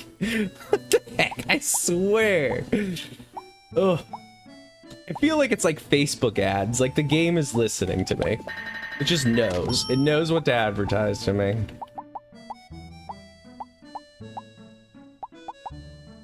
I really don't want to do this, but I think I'll buy some stone. It's such an irritation to have to break this many stone. What do you think? Please come again. You know what, though? Oh, you know, the problem's gonna be it's all gonna disappear. I can only drop so much at a time. This is why buying rock is really irritating. So I actually have to break all of this down. But if we break too much down at once, it will start disappearing. Well, that's weird. Wonder why it's not letting me area of effect that. Maybe it's because we're in a building. Can we do it out here? No, can't. Okay, we're gonna have to go into the farm then. I gotta be careful about that though. I don't want to destroy my crops. We'll go out to the wilderness. I know it works out there. There we go. Okay, so this is why I don't like this method.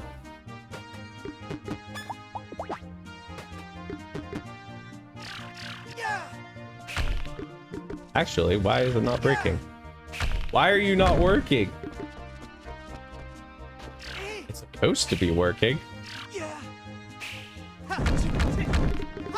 Well, this is even worse then.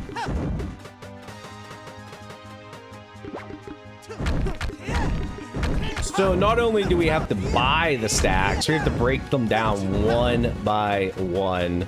This is just not really worth the time. I want to just buy the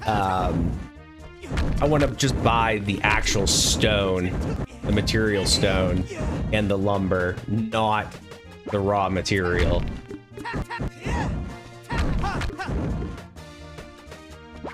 And to be fair, we actually are kind of in a money crunch right now, so we probably couldn't even do this realistically if he was selling the materials.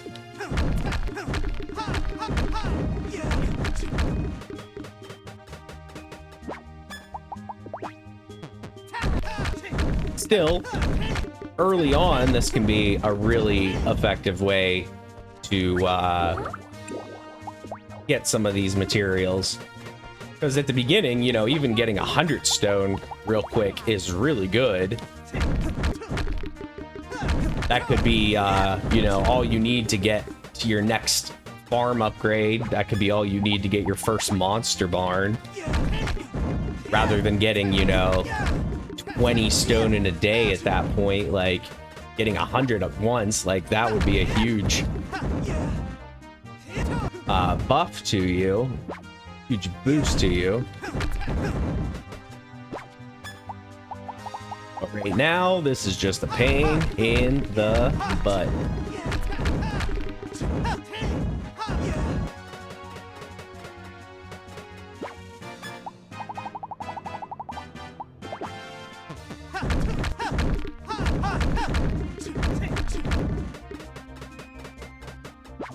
Arthur, you can go home, buddy. Let's do this again. Oh, I threw my stone.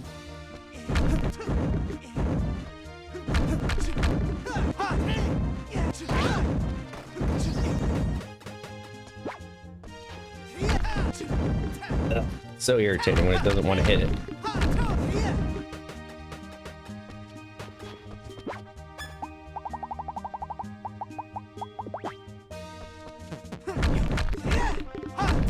And with that, we have finally finished smacking 101 stone. Was it worth it? No, it was not worth it. Maybe to somebody else it would be worth it. Like I said, early game, yeah, I could see it being worth it. Now, that was just not worth my time, my money.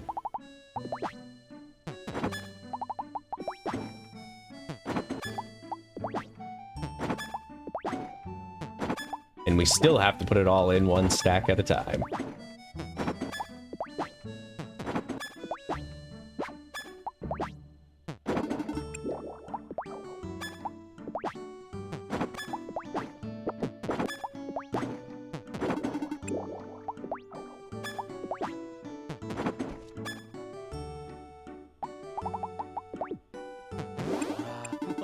This is here.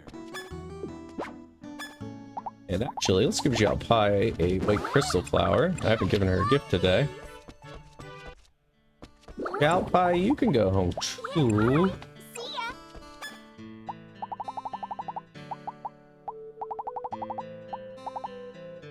I was gonna say, I do have a dried sardine for you, Blossom.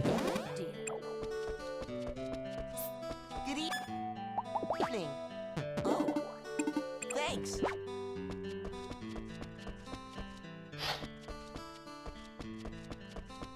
I don't think I have any curries left.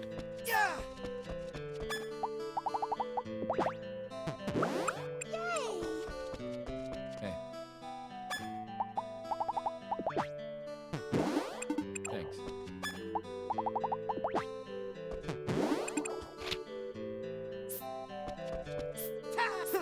Good evening. Now you're. Hello, Dulce. I think I have some planned for you. Thanks. Good job. Ooh, got a scene. Well, hello, Bill. What's up? How was it? Would you like to come to my room and have some tea? Well, of course. Good. Come right this way.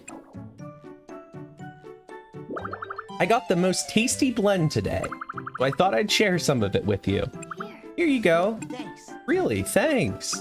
Oh, and I have just the thing to go along with your tea. What is it? Apple pie. Ooh, that looks delicious. Did you get it along with the tea? Nope, I baked it myself. You did? You don't have to act so surprised, you know. Oops, sorry, I didn't mean it that way. Don't you remember? When you first came to this town, I gave you some apple pie. I remember. That was one I baked too. Wow, you're pretty good at making sweets, Chlorica. Yes, I love making sweets. Go ahead, try this piece. One of my better ones, if I do say so myself. All right, I think I will. She's just watching us munch this with her pouting face. She's hopping. She wants to know. Wow. Oh my gosh, look at her bouncing on the screen. This is hilarious. I don't even want to move. The fact that she's just bouncing on the screen. This is so funny. This is great. Really? I'm so glad. Huh? Didn't you say this is one of your best ones? Everyone gets nervous every now and again, you know. It really was tasty. Can I have another piece? Of course. Thanks.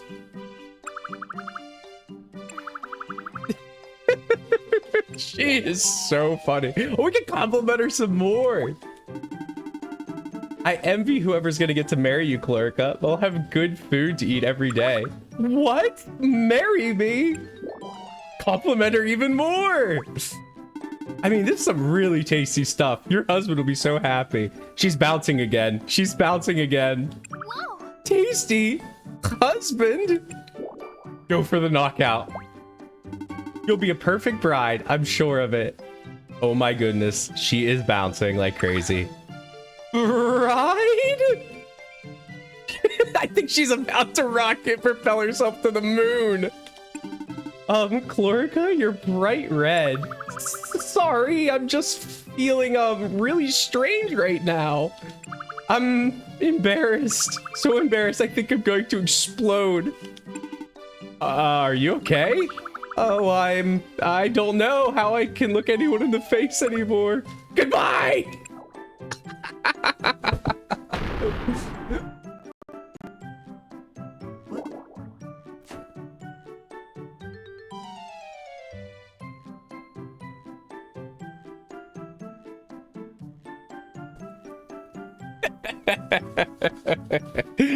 Oh man, that's funny. So she crashed into the wall after that. I wonder if she'll actually accept our proposal now. I wonder if it was because we didn't see her scene. Yes. Nope. Still rejection. Wow. Oh, I must have already given her a pie today. All right, guys. So that was my second stretch timer. So we're gonna take a break again, but actually I need to use the restroom. I drink lots of water for my health, so I need to do that. So let me hook you guys up with a little tunage and I will be right back.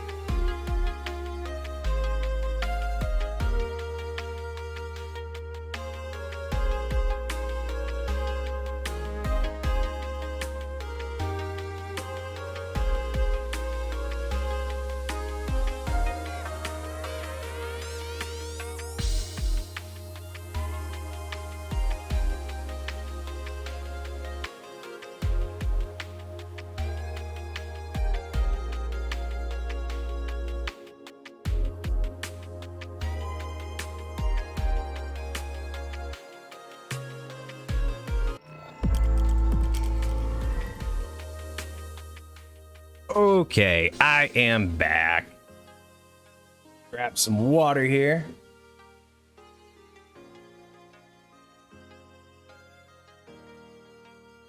So, I know a lot of people actually really downplay the importance of hydration and drinking water. So, I can say I was also one of those people. You know, when you're younger, you just like, everybody says you got to drink water, like blah, blah, blah, not a big deal.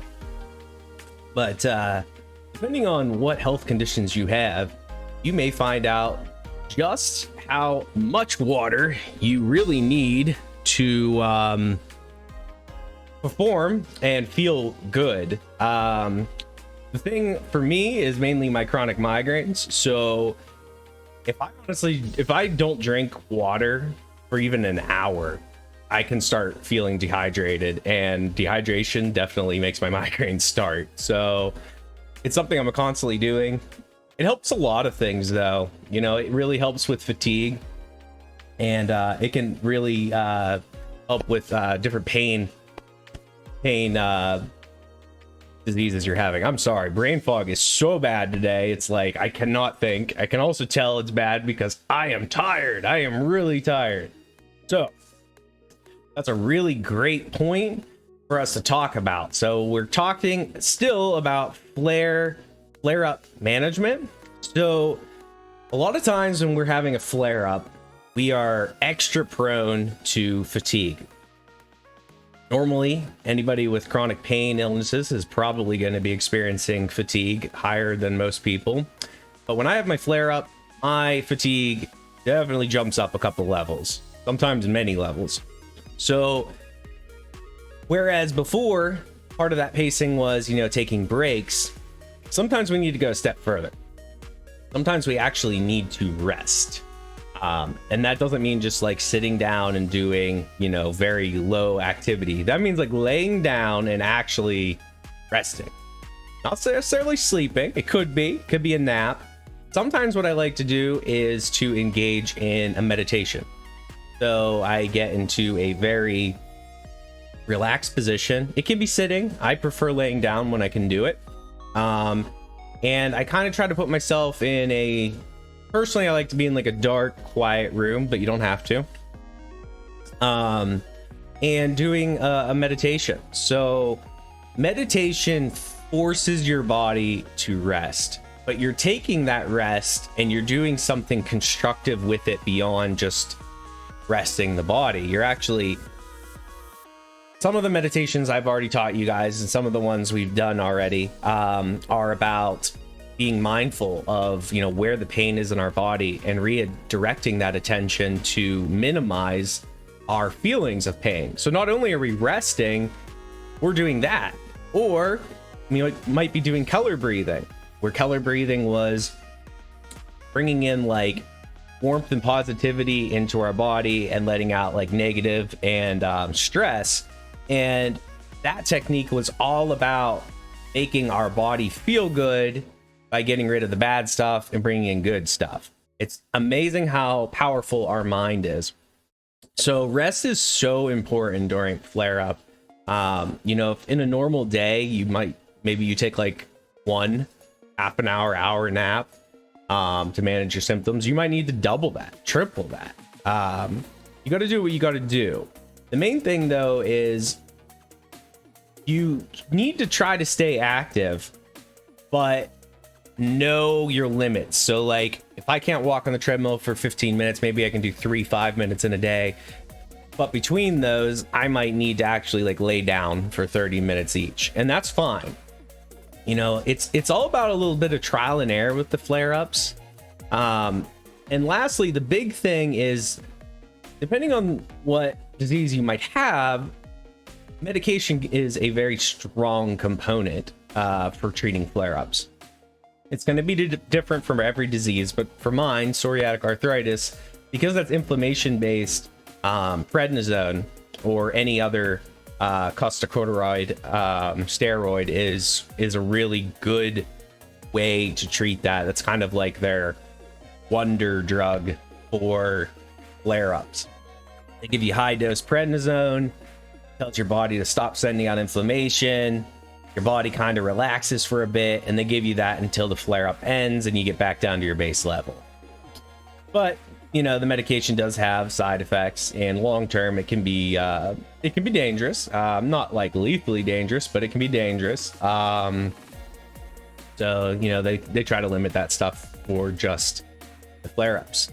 But what we're going to do here, we're going to move into another stretch. We did hand mobility. We're going to do hand mobility part 2. So as part of part 2, take our hands and we're going to move them through these different motions. So straight up, then over at a 90 degree, straight fist, so thumbs aren't in, regular fists with the fists in, and a claw, so that's a fist with just knuckles. Anytime you're making any of these fists, make sure that you are not squeezing. Like, you should be doing these very gentle. So do all of these 10 times.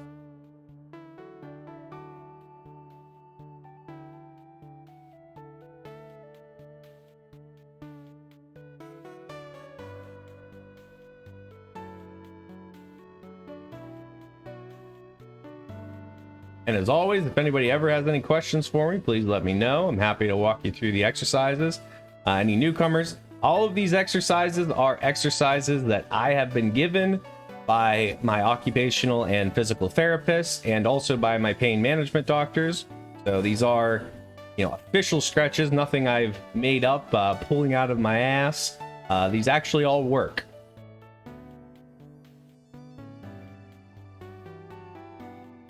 Now, do these at your own pace. If I move on faster than you, don't worry. Just do it at your pace. If I'm slower than you, take a little rest.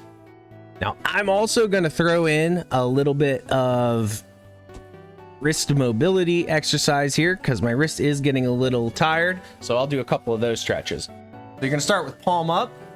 You're going to grab the palm with the other hand, bending backwards. So you feel a nice stretch in the palm and also in the wrist. You'll even feel it going into your elbow. Now make sure you're not bending the fingers back too far. That is bad.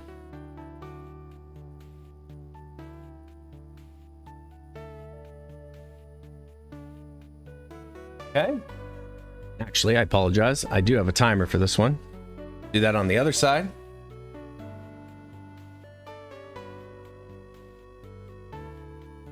Be gentle, the hand that is stretching this hand back. If you're not being gentle with that hand, then all of this has been meaningless. You're just causing more issues than you're helping yourself. Okay. Doing the same resistant press, but this time we're going to do wrists up, and you're going to push that back. You'll feel this at the actual top of your wrists a lot. You should feel a little bit into your elbows possibly as well. Push it back till you get a good stretch. Don't hurt yourself.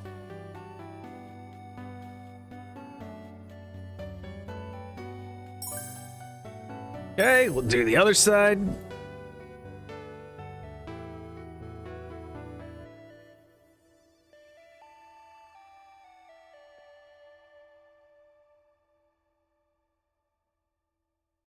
They say being a parent is a full-time job, but I already have one of those.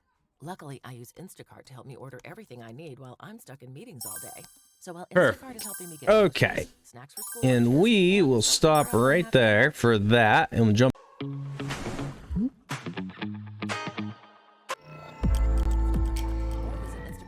To get free delivery Okay. order using the code dinner22. Offer valid for a limited time. Spotify, you can go back to the background, my friend. All right, so that was a really funny scene we had with Chlorica. I actually very much enjoyed that.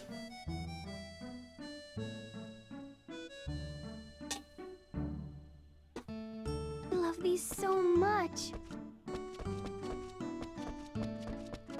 Now, I didn't make pancakes for Ventus. Of course I am. I think I have some still in the refrigerator.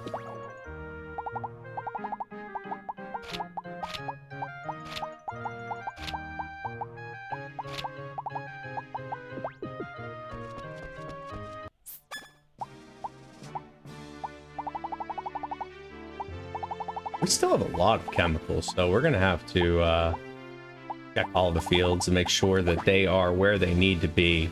What? How are we doing on our relationships? I think we're gonna jump into Sharance here very shortly. Got Forte to 9. A lot of these are at 7, so they're at 8 now. We're getting there. Slow progress. The higher levels take a long time.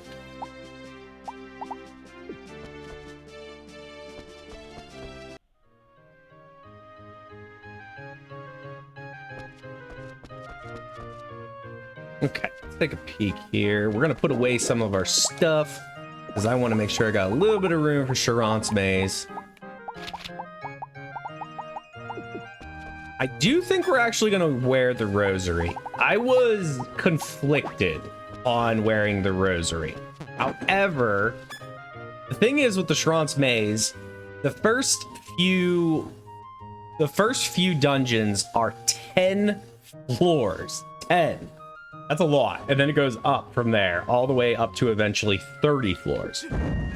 If we wear the rosary, it gets rid of all of those floors, and we just have the floor we spawn on and the boss floor. That is going to cut down on a lot of BS and time. So why don't we just do that? I actually ran through Sharance, the first area, just to see if we could handle it with the gear we had, and to see how long it took. And I didn't even get to the end, and I was just like, okay, yeah, it is probably a good thing for on stream if we use a rosary, because it takes a lot of time. I think we have what we need to make a rosary. It doesn't look like I have one yet. And if not, we're gonna have to work on that. Rosary. Okay, yes.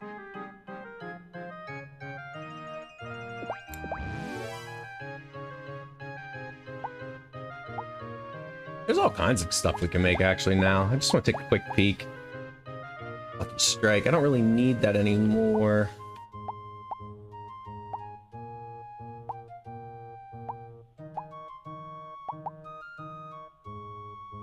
Nothing really too amazing at the moment. We really need weapon, we need bread pluses at this point. Recipe plus bread.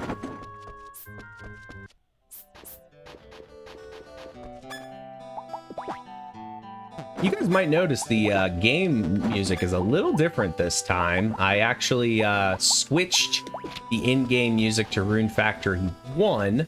So we can actually come down here to our Prince Point ordering system, and we can change the music. There's all kinds of different ones. So I've actually done Rune Factory, Tides of Destiny already. Let's try Frontier out. I haven't played any of the other ones, so not familiar. I would like to bring Jiao Pai with me, and it may be useful for us to bring a monster. Are you tired? There is festival. Oh, tomorrow's Valentine's Day. Yeah, I have free time tomorrow. Okay. Okay, so we're gonna have a date tomorrow at 1900 hours. Oh gosh, let me remember this. I'm so bad at remembering. Oh, I can't bring her with me because we're on a date tomorrow. That sucks.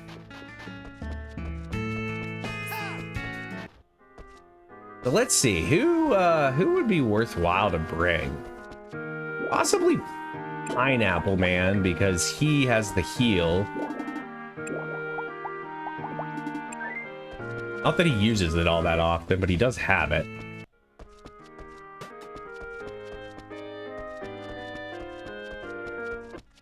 I'm really not sure who would be good.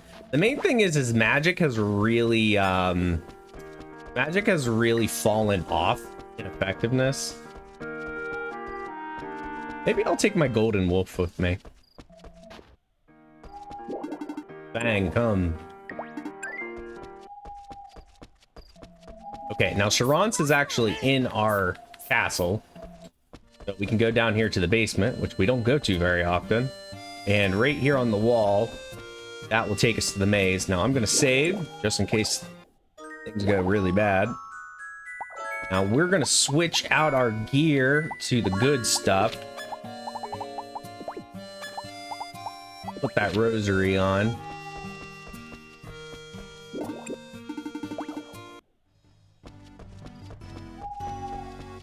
Yes, so it got rid of all the rooms and it just gave us each floor's boss. So that was floor 1.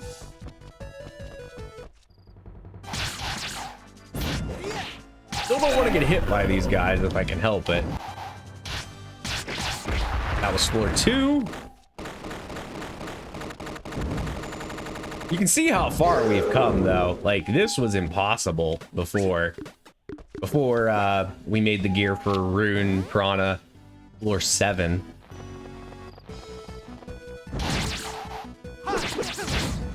Now, what's actually interesting about this is you can tame all these things, and they're much higher level.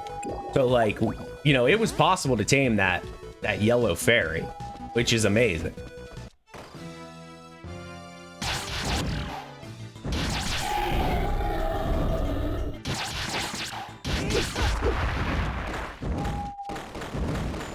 Actually, I think I am going to switch over to my luck here real quick because Chimera can drop the Chimera tail.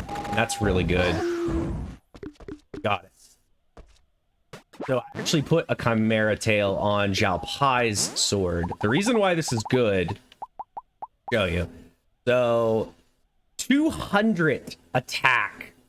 It has poison attack 50% and paralysis attack 50%. So if we were to tenfold steal that, that would be 1,800 additional attack. That is a lot, and it would guarantee poison and paralysis on every hit, except for monsters that are immune to that. So it is very good. That's why I put it on Zhao's. Oh, we need to switch back our armor. I might have screwed myself because I took the rosary off. We'll find out. Nope, we did okay. As long as we put it back on before we leave the room.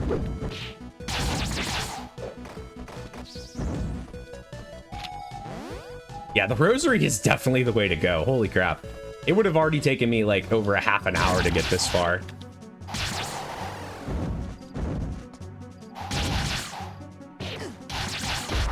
Because I will search every room for the treasure rooms. So it does take some time.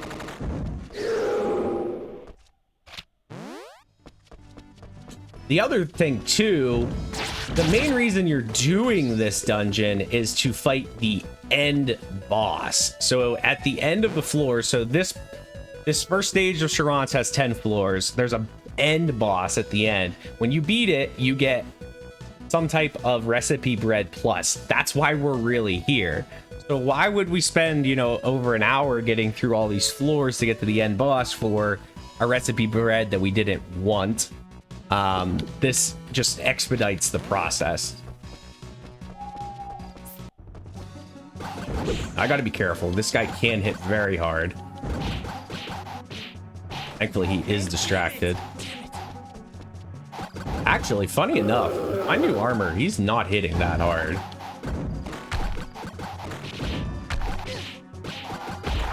I'm gonna switch to my luck gear because he can drop Tablet of Truth. Wait.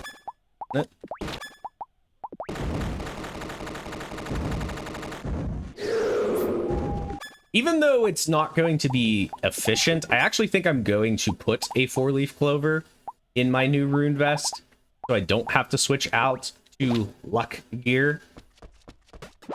Yeah, I'm losing some attack potential, but it is also going to cut down on the annoyingness of having to switch every time.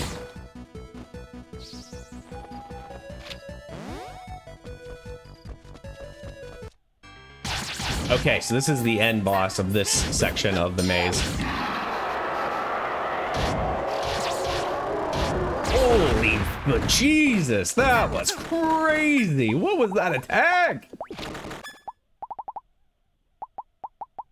All right, well, definitely switching out the luck gear. Oh, we got something. It was an earthworm scale. I need to get out of there. Ooh, and a weapon bread plus. Heck yeah. Okay, let's take a look at both of those.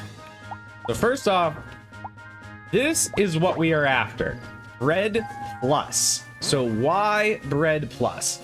Well, it teaches you a difficult recipe appropriate to your skill level. To get the recipes for stuff over level 80, you must get recipe bread plus, with a few exceptions. Some of the recipes can be found in static areas in the game. Some can be unlocked through quests, but the majority of them can only be unlocked through this dungeon. I can now make Force Element. It's a long sword. Okay, this is a long process. We will have to farm this dungeon over and over and over and over again to get all of them. That is why I made the decision that the rosary is by far the better way to do this. Now, that scale, let's take a look at what that is.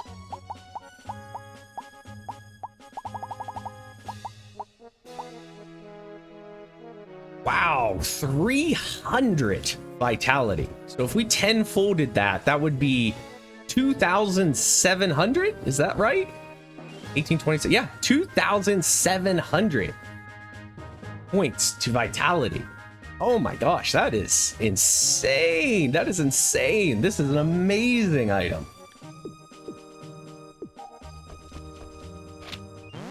Well, I think we unlocked the next floor now. Yes. The smoldering promise, and we just got one of the achievements I'm going for. We completed the garden light section of Sharance, so I am in fact an achievement whore, and we are going for those in the backgrounds. So there's a few we have to do still in the main campaign as far as things we can do in the base game, but a lot of them are the secret achievements, and they're all the Sharance maze. Let's move on to smoldering. Actually, you know what? Heck no. Let's go back and save. We actually just successfully completed the first section. And I am curious, what was that longsword that we can now make?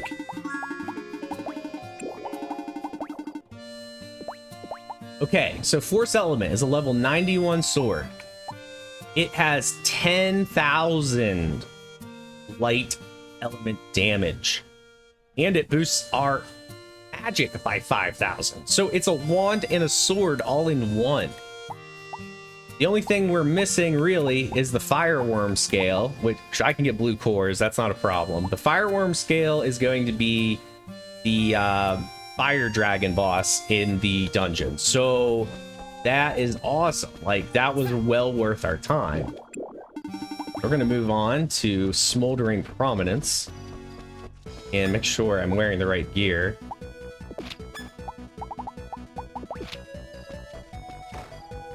And there I go, slipping with the wet boots again. Oh no, my rosary isn't working. What's going on? Equipped, right? It is equipped.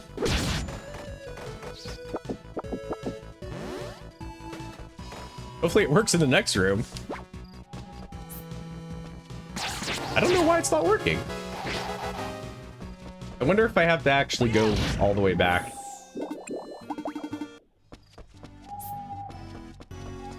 There we go. Got to be equipped before we even go in.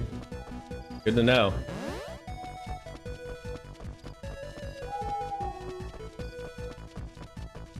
Okay, I'm confused. Is there an invisible rune? Nope, it's over here.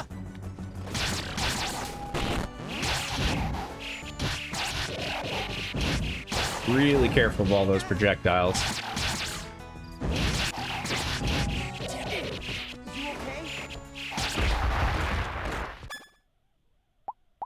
My left gear again real quick.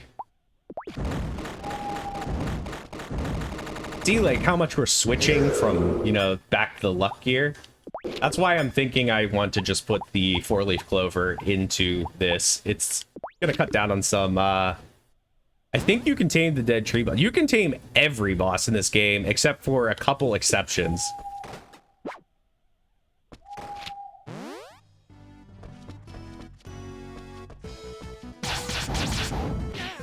And using using some of the different prince points, you can increase monster levels in this game, and you can do that multiple times. So it is possible at the very highest level to get bosses that are level 1200, and you can tame them. Yep, you can tame level 1200 monsters, and they hit like trucks. I am planning to do it. You only recently got Ambrosia, the butterfly. I actually hear that one's really good. I hear Ambrosia is really good if you keep her leveled up. So far, I've only tamed Thunderbolt, the second boss. I plan to tame a bunch, but I want to get to the point where, like, I am ready to increase the level of the enemies, and then I'll do it. That way they're higher level. Hey, Siren AoE, I have heard that too. I have heard Siren is really good. In fact, her and the giant fairies are probably going to be my first two that I'm going to go for.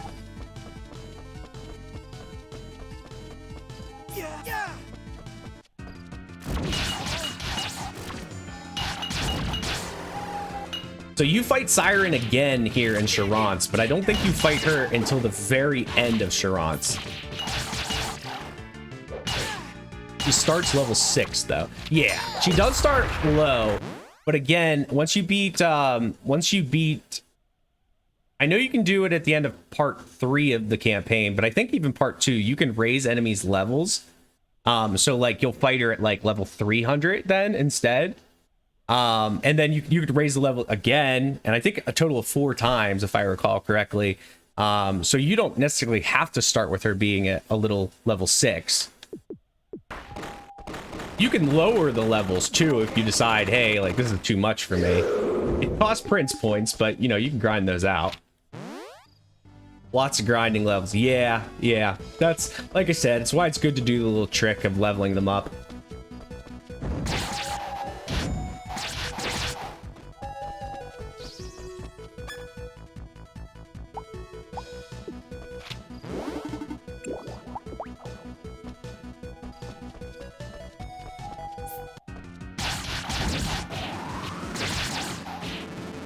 Not too interested in this boss's drop, so I'm gonna plow my way through him.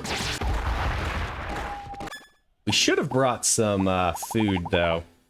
You got her up to level 97, sort of farming the big chicken cave, got money from the eggs and the rooster combs. Now I'm way behind. Honestly, that's a great step though. Those giant chickens are like level 37, I think, and once you can start like killing them pretty easily, that is a great way to make money early on. So definitely kudos to you. If you get a little bit further in the campaign, one of the first items that you can make that is a luck gear. Let me move my picture so you can see it, my friend. Hold on. I don't know what I just moved, and that scares me. What is moving?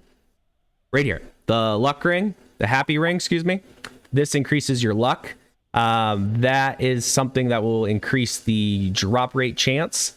So when you go in that cave and you fight those chickens, you will start getting eggs pretty darn often. Later on, you will unlock the what am I trying to say? You're gonna unlock 4-leaf clovers, and you can craft those onto your armor, and that will boost your luck as well. We didn't bring food. That was a bad decision, but I think we'll be able to get through this.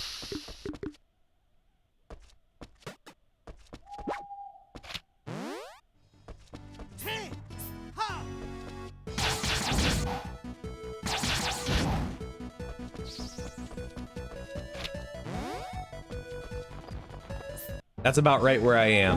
Yeah, perfect. Then that would be something I recommend. You don't have to wear the ring all the time, but when you start to farm the bosses, Scabs, it's a big boost up in chance to get the drops. If you do 4-leaf clover armor and you have the happy ring, like I would say more than 50% of the times when I fight bosses, I get their drops now.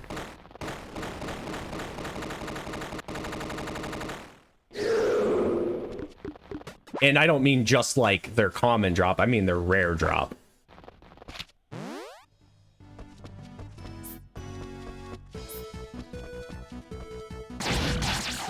The floating empire place is what I'm doing. It's a bit strange. Seems I need to bring 2. Ah, yes, yes. That part of the game is weird. You're right. They kind of like added some things that you've really not had to use like all campaign. You don't have to bring villagers. There's a trick. You can actually you can place down items on the ground, and that will keep the switches pressed down. So if you don't have villagers, you can do that. Now, if you have the villagers, that's another way. Aha! Yes, my friend. I actually learned that long after I got through the area, and I went back and tried to like get all those items I couldn't get up there. So yes, you could just drop items down on it. And if you leave the room, the item should stay on the switches too, because there's some rooms where you have to like have a switch pressed down and you have to go around like multiple rooms to get to the back side of that room. So the item will stay.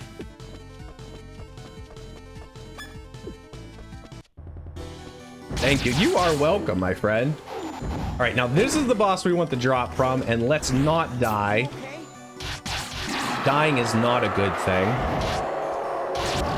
We can get the fireworm scale. We could actually make that long sword. Okay, let's switch to our luck here real quick to increase our odds of the drop.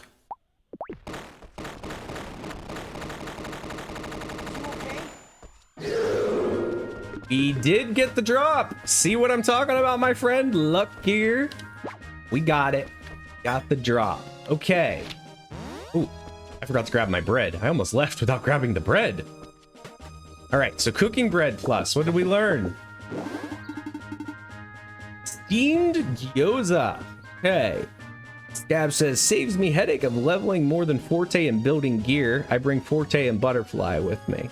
Yeah, they can save you some headache. When you get to the third act, and you get to that dungeon, the enemies become much more intense. The level jumps drastically. It'll be a lot easier for you to level some of your stuff up once you get to that area.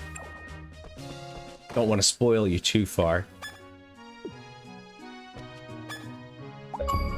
And we just got the achievement for the Smoldering Prominence. So I don't know if you want any spoilers or not, Scabs, but I can give you one little tip that will make Act 3 a lot easier for you if you would like that tip.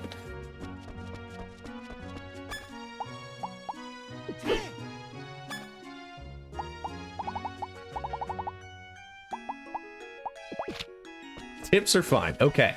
This was the exact advice that was given to me by the Rune Factory folks at the Discord, their official Discord. Really great people, by the way. Rune Piranha will absolutely test your limits. The trick to beating it is you will be needing to recraft better gear continuously. So there are 7 floors in that dungeon.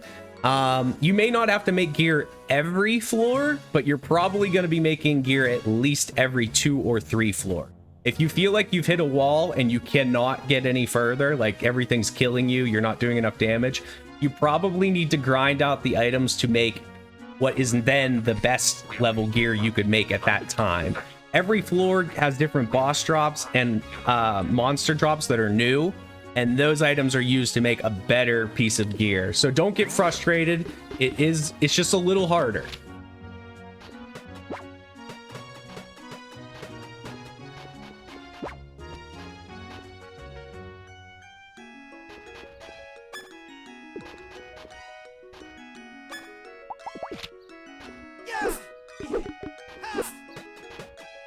Sort of like raiding in World of Warcraft. Gear, better gear. Yeah, that's exactly what it is.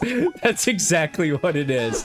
I honestly, this is one of the things I love about these Rune Factory games is, you know, for the people who don't want to put like the time into like the crafting system and like, you know, all this end game stuff, that's perfectly fine. You know, enjoy the game at your own pace. But for the people that like really are into it, there is such a insane amount of depth to the crafting system, to the campaign. The post dungeons are so much harder than everything through Act 1 and 2.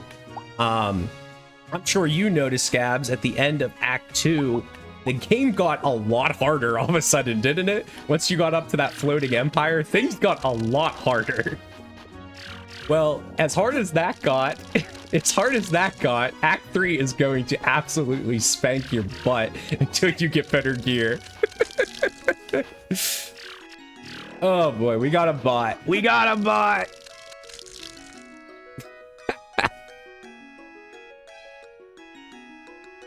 All right.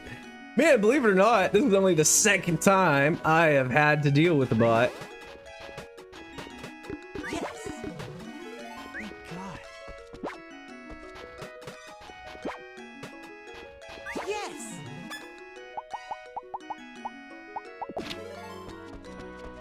Yes, and hectic. Yeah, it's bullet hell, man. Those little flying robots. Oh my gosh. They're so bad. They're so bad.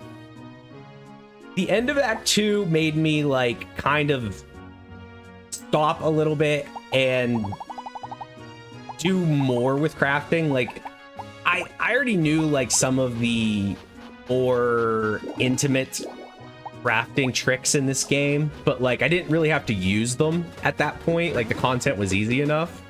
And I really kind of had to buckle down a little bit, make a little bit better gear, farm out some of the rare drops, but nothing too crazy. And I got to Act 3, and like it was like, okay, this is the time to become a master at this game. Like, you need to farm the rare drops. You need to make the best gear. It might be time to learn some of those really great tricks. You found this channel by the guy named Dreamings Untied, who has a good number of vids on how to craft and transmogging, and even how you can turn a watering can into a main weapon. It's really deep, like you said. Well, that's awesome. I mean, no, don't worry about it, man. I appreciate you giving me names. I'm always looking to network. Yes, so transmogging, they call it inheritance in this game. It's the same thing as what you just said, transmogging. Yeah, you can. I could literally put the best sword and make it into a measly rusted hoe, and it says the stats are as good as, you know, that hoe. It's really funny. There is in fact a villager who prefers to use a watering can as her weapon. That is Illuminata. And you can actually make her watering can super amazing if you do the transmog inheritance system. So don't knock it till you try it. I'll definitely check him out. I really appreciate that. I'm wondering how he and I know each other. Maybe from you viewing his videos, it recommended my video. Like I said, networking is really big, and I definitely need to continue doing it. So people that are kind of thinking in the same vein as me, like obviously we enjoy this kind of thing.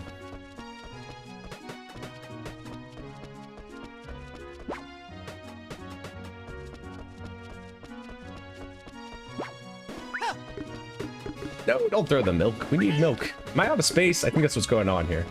No, I'm not out of space. To be out of space.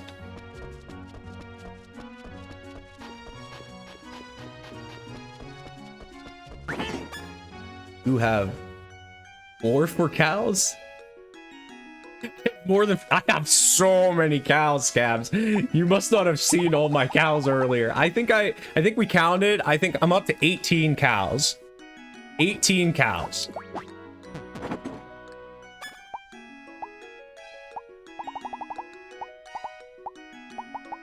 Oh, yes. And why? Because there are times when I use that much milk. When I go like crazy on crafting, milk porridge is my #1 RP regen item. It's cheap to make. It gives a lot of RP back. I make a ton of them. There's also 2 people in town that's their loved gift, so I make a ton of that. Some of the some of the smoothie drinks, which were a ton of money for me for a long time require milk in the recipe. So if you want to mass produce that, you need a mass amount of milk. You need a lot of milk. At least that's what I found. I really like to make money through cooking, and so that's what I do.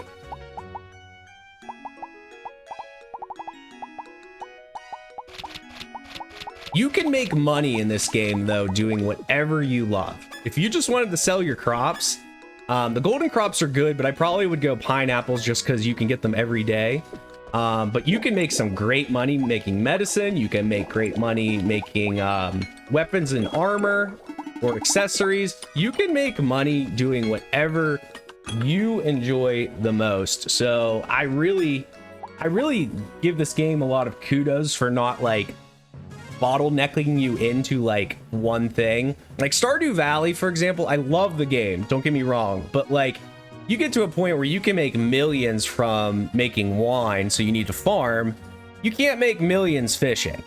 You just can't. I mean, like, you could, but you're going to spend exponentially more time doing it. So I feel like to get like those really late game items that cost so much, like you're bottlenecked into some choices towards the end. This game does not do that to you. Now that was my stretch timer, guys. So let me put away my fodder. We'll do another little stretch break here.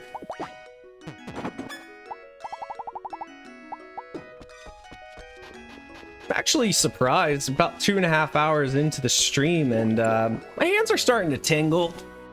They're hurting a little, but they're not too bad. It's been a lot worse than this. I'm actually feeling pretty blessed. Today is not a terrible day.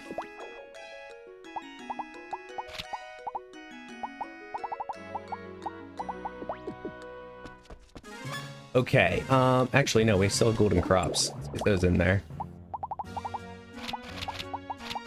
All right, time to stretch. I'll tell you what, I cannot wait to get to affiliate because I want some custom emojis for you guys. My whole branding, so is cabbage core, so I'm definitely gonna have lots of cabbage theme stuff. But I also, since you know, my channel's all about health coaching and stretching, more than any other channel I think you're probably going to go to, you guys will have a reason to spam stretch or water because it is a big focus here. I am very much looking forward to making said emojis. I know, Scabs, I know. All right, let's switch into the break. Okay. So let's actually continue with wrist mobility. We're going to quickly go through some of these exercises for me and follow along if you want to learn a thing or two, or maybe you're having some pain in your hands and arms. Okay, so we did the resistance press. Let's move on to up and down. Okay, so I'm going to do both arms at the same time, and we're just mechanically moving the wrists, fully extending it down and up. The reason we're doing this is as we are holding our controller, we're building up a lot of tension in those muscles, in those tendons, and we need to consciously relax them. And this is what these mobility exercises do.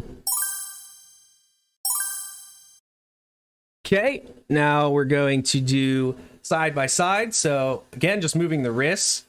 And we're just moving that wrist mechanically up and down. If anything hurts, stop. If you need to adjust or maybe not move as far, that is fine. Modifying is okay. Okay. Fist rotations. So fist rotations, we're simply going to put our arms up and we're just rotating the wrists. We'll start in one direction and we will switch to the other direction.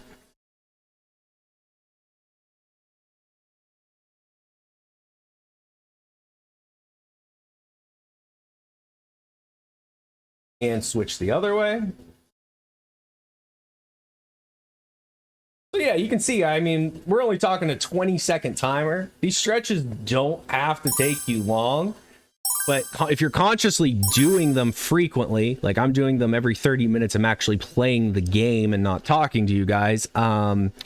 It is really good for your body. Even people that don't have any chronic illnesses, over a lifetime, you can see problems start to build up, and building good habits now could save you from those problems. Wrist mobility, so just lacing your fingers gently, and we're going to rotate both wrists this time. Start one direction, and then we'll switch to the other direction.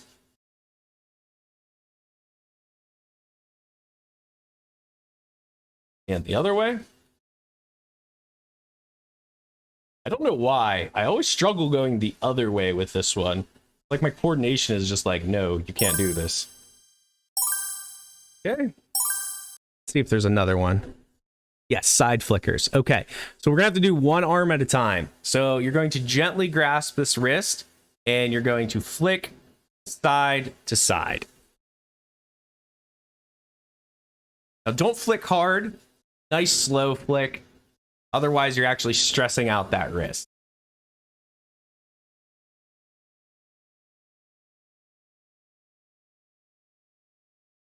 Yeah, but I honestly have so many different ideas for like when I hit affiliate and you can do like all these different things. I'm really looking forward to it, but you know what? I got to put in my dues. I got to take my time. Got to build myself up the right way, networking and just slowly meeting people. But you know, if you guys are liking my content, if you can think of anybody that might enjoy this, I really appreciate the referral. It means a lot to me. I am just getting started, only a few weeks into this.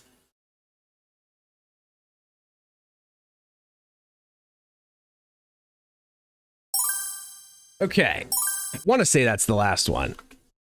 Yes, we're back to number 1. Okay, let's jump back into the game, my friends. Okay. So let's see here. We were emptying our inventory, starting a new day, and we said we were going to make food because we are going back to Sharance. We have a date at 9. Oh, wait, today's Valentine's Day. We need to do that. We need to do that. So Valentine's Day, that's cookies, I think. I think that's cookies. Let me check.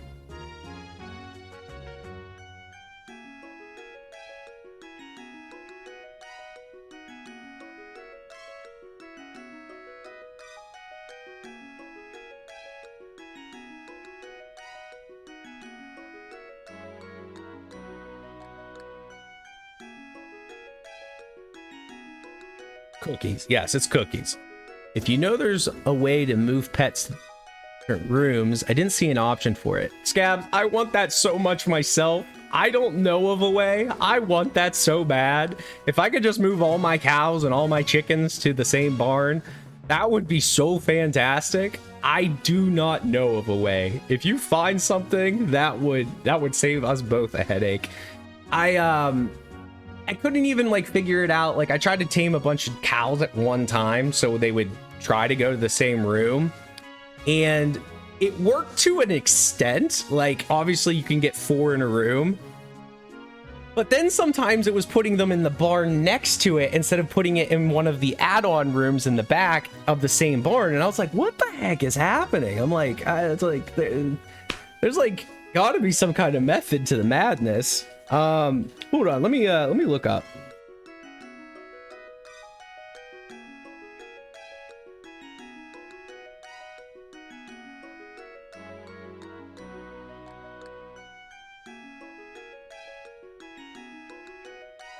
Switching animals to different barns.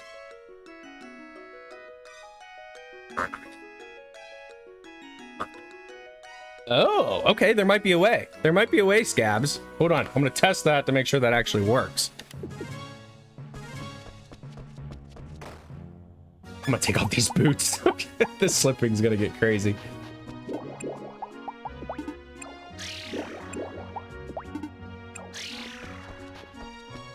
Okay, so...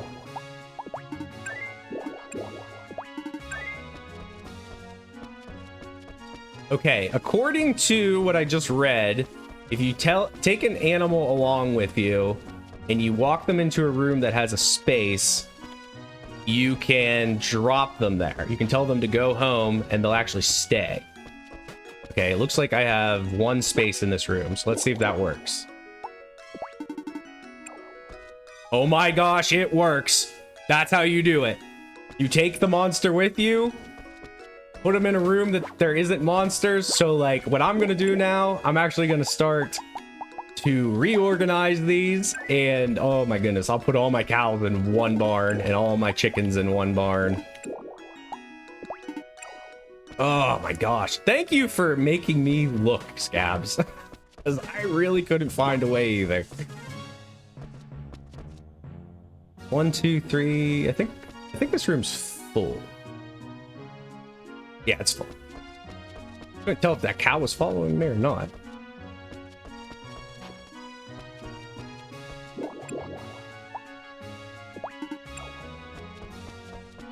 For some reason, this monster is not happy. Oh, its health is low, that's why.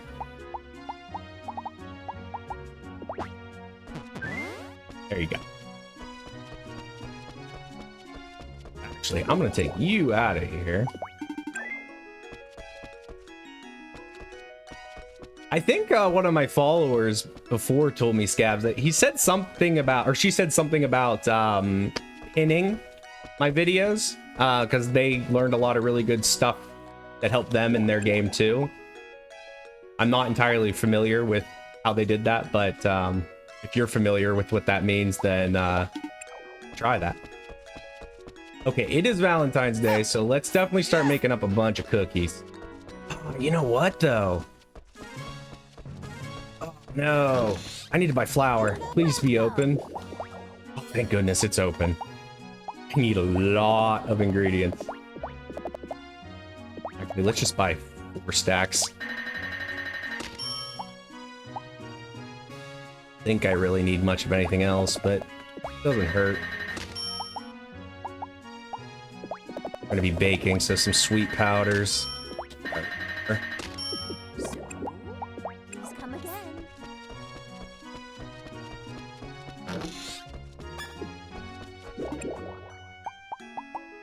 We're gonna need butter. I know we don't have enough butter for all this.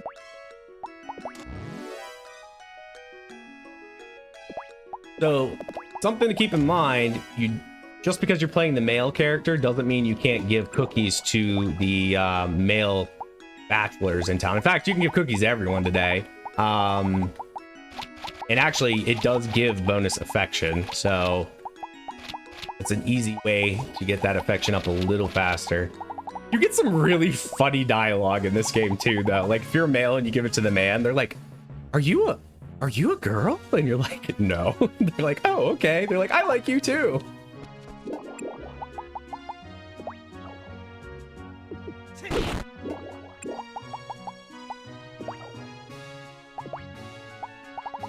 All right, cookie. You know what? We're gonna go ritzy today. We're gonna make super cookies with some level 10 turnip seeds. Because we are feeling that spicy.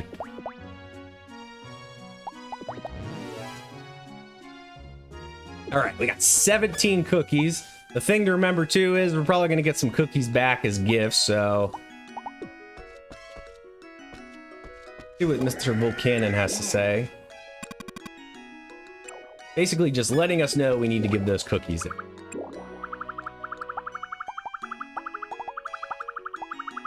All right, so we are down to this last quest, I think, which is to harvest all crops. The rest of these are just repeatables for easy RP per day, which I really haven't bothered with. So here's Arthur as a example of giving this to a male. This, how am I to view this?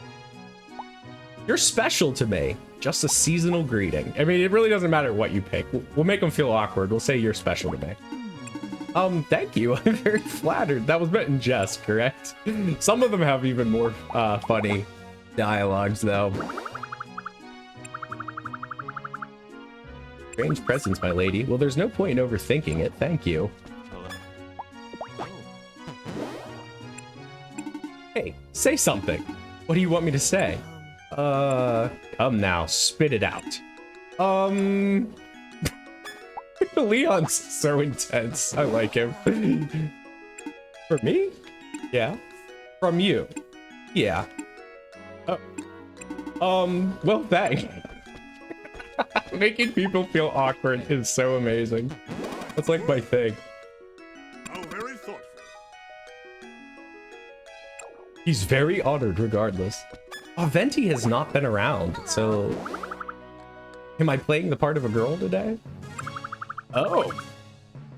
Ventisquil male? I actually did not know that. I thought Ventisquil was female.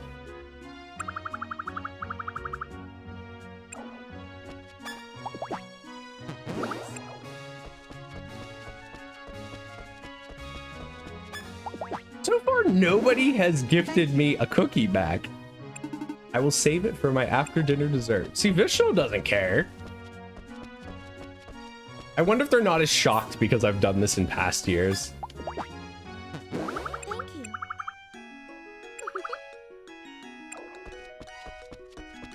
So really, in Japan, the girls are supposed to give the boys cookies. That's how this works on Valentine's Day.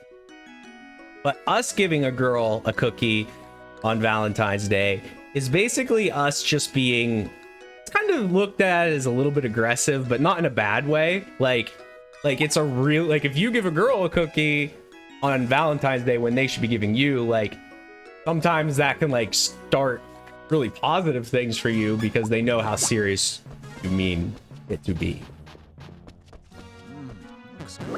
Ooh, a cookie. This is for me, even though it's Valentine's Day? Yeah. Thanks, I like it. I wonder what Jones will say. That's right, today's Valentine's Day, isn't it? Thank you, I'll enjoy it later. Dense, completely dense.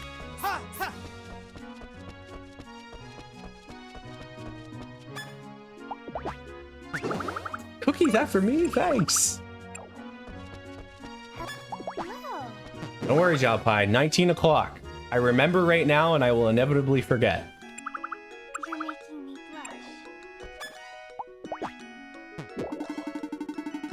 blush. I can't give it to her until the date. Oh.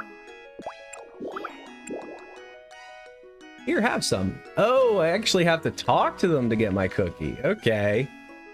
Is this a pity cookie? Is this really for me? Oh, I can't confess to her because I'm on a date. So actually, I should be going around and talking, and I'll get cookies. Thank you.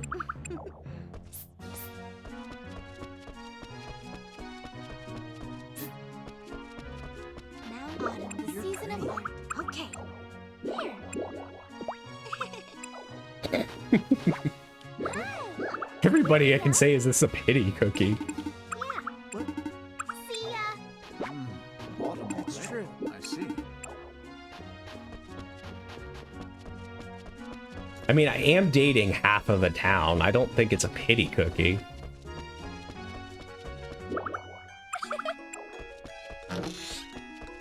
Welcome.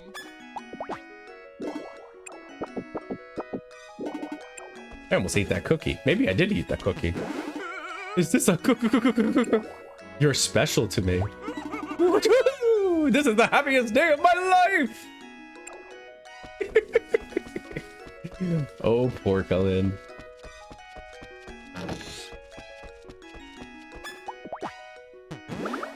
Oh, so you're really a girl? No. How odd. I thought that was a brilliant deduction. This is thanks for all the help you've given me. Oh, well then I'll gladly accept it. Hi. There you go. Thank you so much. Ah, more cookies. Hello. Hello, Linfa. This is my future mother-in-law.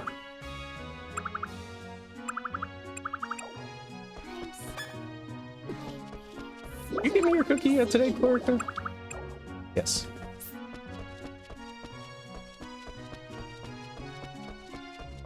There's Doug. I didn't give him one yet. Are you serious?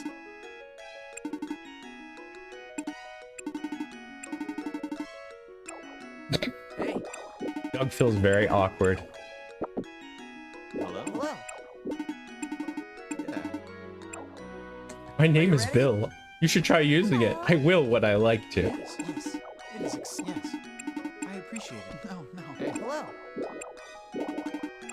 All right, see here. We're running low on cookies. I think we pretty much got through. What the heck are you getting at? I mean it. What? Go somewhere. I'm making lots of people feel awkward today. I think that's everyone but Barrett. Oh, and Blossom. Hello. Just seen Blossom. This must be happiness. Goodness, Bill!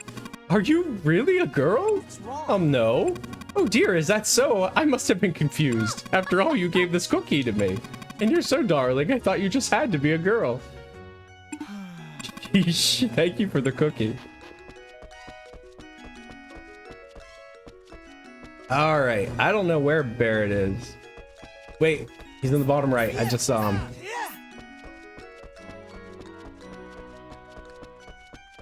Actually, for some reason, I'm wondering if I gave Forte her cookie.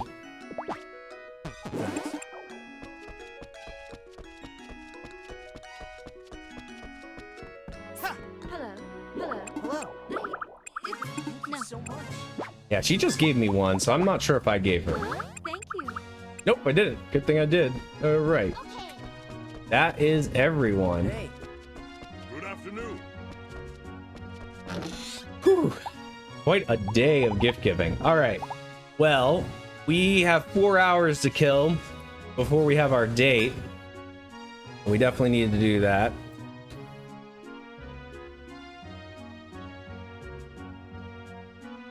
Take a look here at my timer too.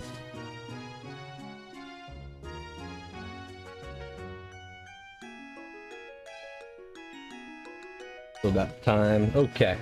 All right.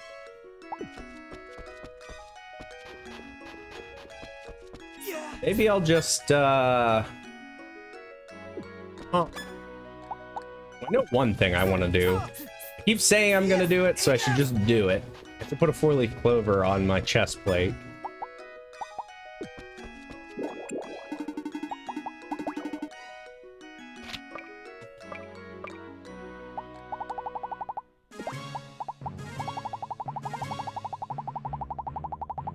Gonna be all the way at the bottom. Yep. Oh, that's weird. Did I do something wrong? Oh no, I already got it up to level 10. Ah, I did finish making it. Well, okay, I take it back. I apparently already got it up to level 10. That's okay. We can always put it on our shield, which I have not made yet. Let's take a look and see what we can do shield-wise. Prism shield. Now, we currently have a magical shield. The problem is light ore is a bit of a bitch to get.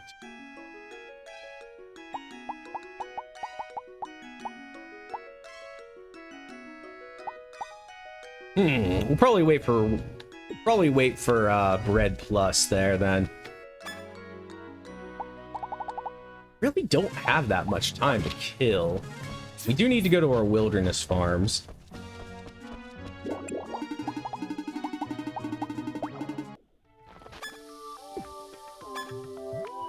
These look like they're coming along.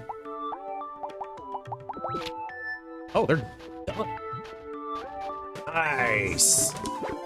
So the golden crops grow best in winter, which is why I grew these turnips here. That's awesome. That is a huge harvest.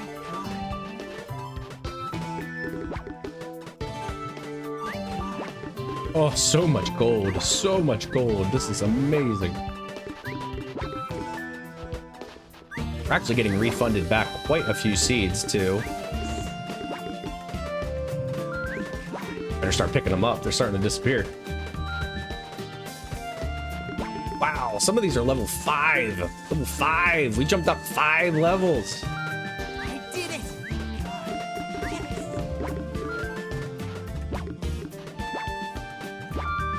Yes.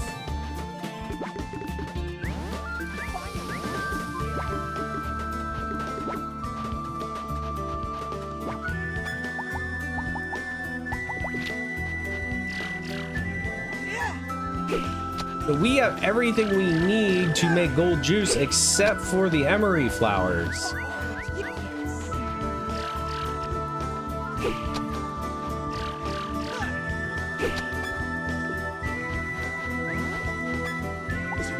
Oh, I didn't grab it in time. Trying to. All right, we will put down all of these turnip seeds that we have. Probably gonna fill this with emery flowers though, outside of that. So let's see, we've got 4, 6, 8 spaces plus 1, 32, 33. We need 33 emery seeds. Okay. Be back. I think I can make the shop in time. Hello. Hello. Wait, nope, it's in a flower shop. You know, actually, it's Valentine's Day. It's gonna be closed. Son of a gun. That's okay. We'll put this away, finish up those, and we'll do it tomorrow. But don't forget about our date. Don't forget about our date. I'm so bad at forgetting.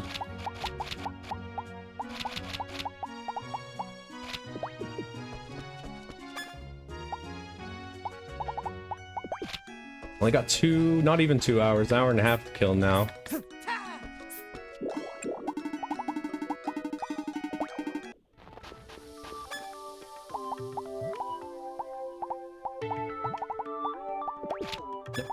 There we go.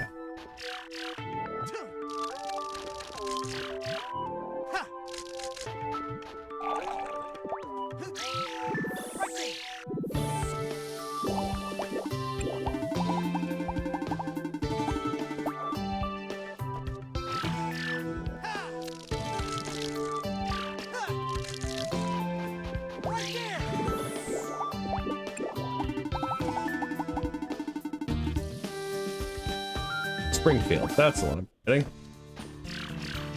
Then I have to do summer. I try to end on summer because there's not a teleporter nearby.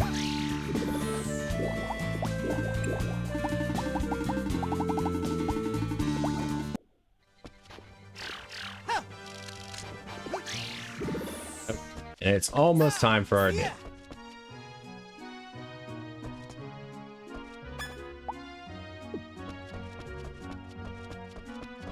Congrats. Is it nighttime already? See?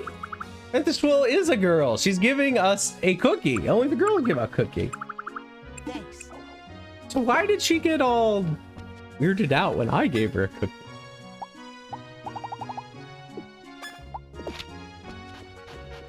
She's a tsundere. That's why. He doesn't admit her feet.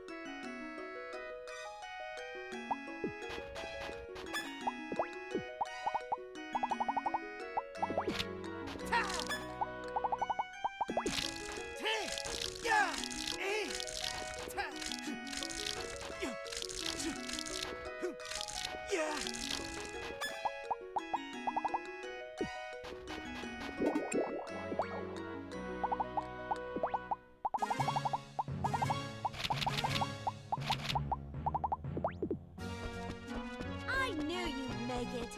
Congratulations! Congratulations. I'm here. I'm here early, in fact.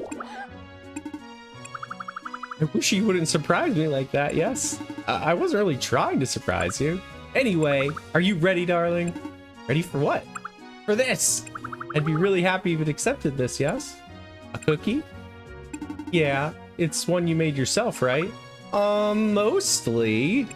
It doesn't look right, does it? It looks just fine. What? It looks cute, in fact. Oh, very cute.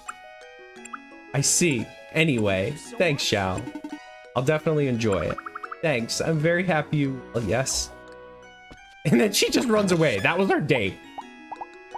So I can't even give her a cookie without chasing her down. Darling, you are a man, yes? It was a secret, but... Oh my gosh. I want to pick that option. I'm gonna do it. I'm doing it. Oh, that is quite a joke. I can eat it now, yes? Well, it is a gift for you, so yeah. This entire day has been about trolling. Trolling everybody in town. And I had so much fun doing it.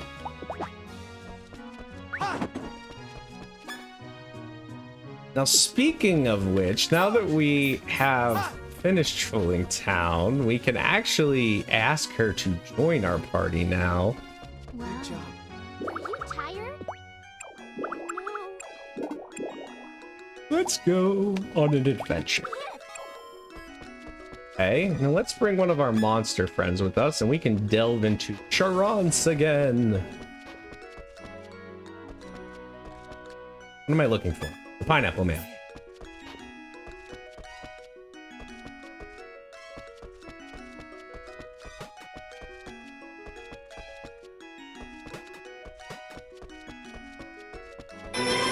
Pineapple man, I swear you're in here. Oh my, we got something going on. We got a raid, people. Hello, Jack the Otter. Thank you, my friend. I appreciate the raid. So anybody joining the channel, I am that one guy for never. My channel is called Cabbage Core. So basically, this is a low stress, easygoing thing where we just kind of play these easy games, and I also do a little bit of health coaching and just kind of enjoy the time talking to people that maybe need some help in their lives. So welcome. Hi, Charlotte, Snuggery, Jack. Good to see you all. How are you all doing today? How was your stream, Jack?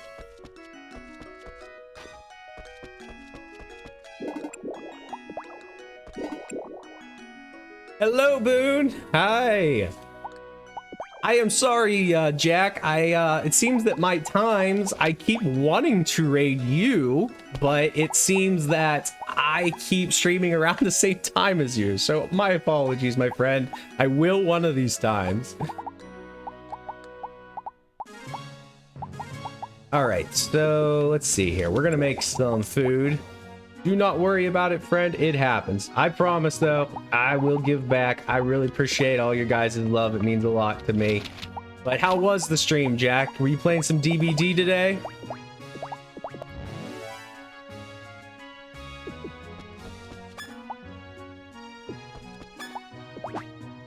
Boone says, I wanted to watch Jackie and you, but my phone only one stream at a time. I get it. Just don't worry about it, Boone. It's no problem. You gotta show all the friends the love. I'm just glad I have you here now. So today we have been doing this post-game dungeon, and we have made it to the third part of it, and we are going to continue to delve into that. We are kicking butt with our current gear. But eventually, I think we're going to hit a wall, but I don't think it's going to happen for a little bit. The games were very balanced and fun today. That is always good, because it sounds like you can get a lot of jerks, and it can be an unfun day. So I'm glad that it was good. Oh, geez. This guy at level 450 actually can take some hits. He gives some damage back, too. So what are we doing? We are delving into Sharance Maze, the post-game dungeon, to unlock some of the end-game gear. It's basically just a massive dungeon with boss fights after boss fights. No problem, Jack. I understand, buddy. After that stream, I'm sure you're tired. Thanks for raiding, and enjoy your time in the background.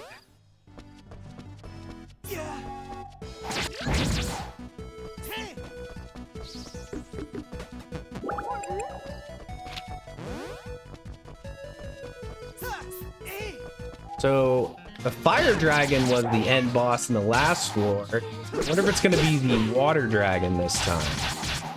I actually don't know for sure. I know in one of the last... Ooh, whatever that is. I don't want it. I don't want it. No! I couldn't get out. I was stuck in the corner. See, things can actually kill us, so we do have to be careful.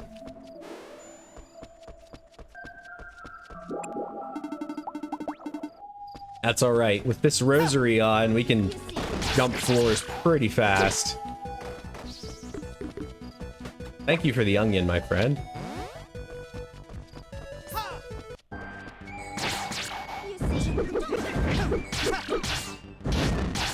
What is neat is, as we are fighting these bosses at higher levels, they actually have new move sets. I really enjoy that.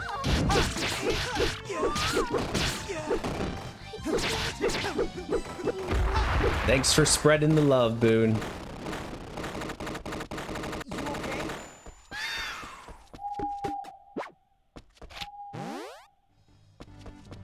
How's the anxiety doing today, Boone? How you feeling?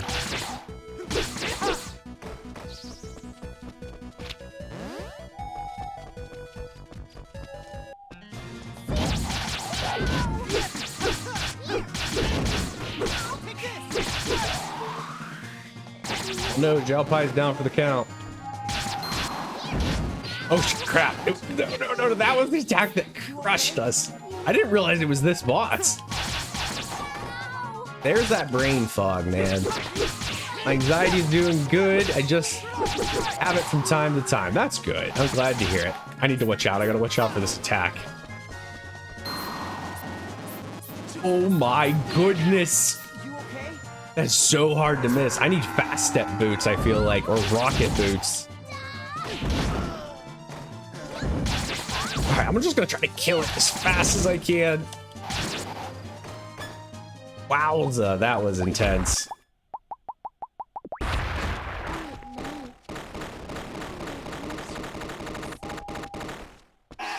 Well, we'll be ending on a meditation like normal now, Boone, so if you feel like it could help, we'll be ending with one today.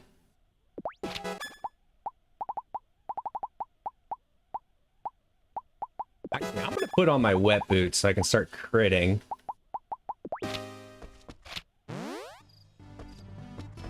Okay, we're halfway through 5. That's assuming we're still at only 10 floors till we get to the last boss.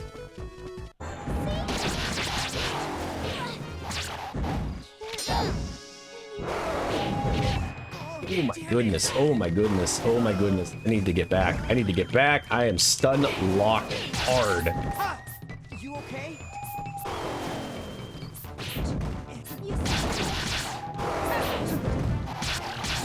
I actually have to like strategize now. Can't just spam attacks.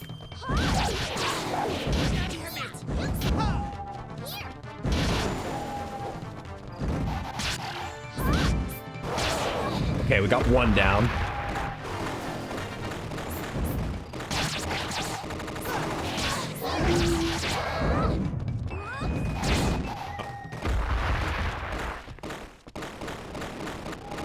Eat something.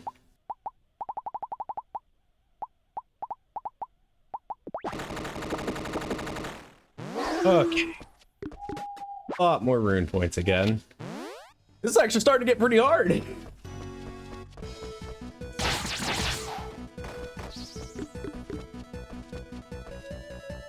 Stick. I don't remember ever getting one of them.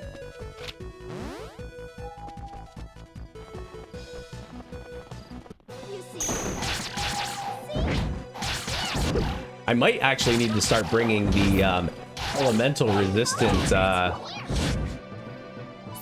accessories back into these dungeons.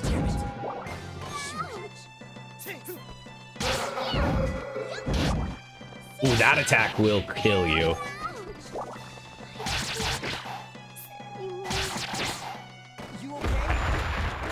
How am I doing today? I am doing okay, Boone. I had a really great weekend, put me in a really good mood.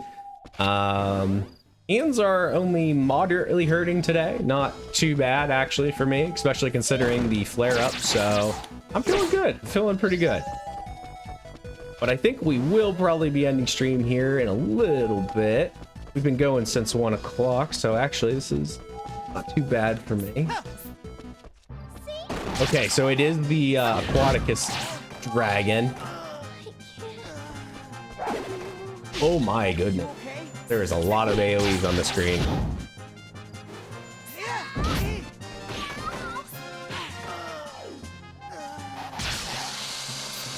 Thankfully, other than those AoEs, though, so far it's not putting out major damage. Okay, we're gonna switch to our luck here, and maybe we get the drop. That would be so awesome.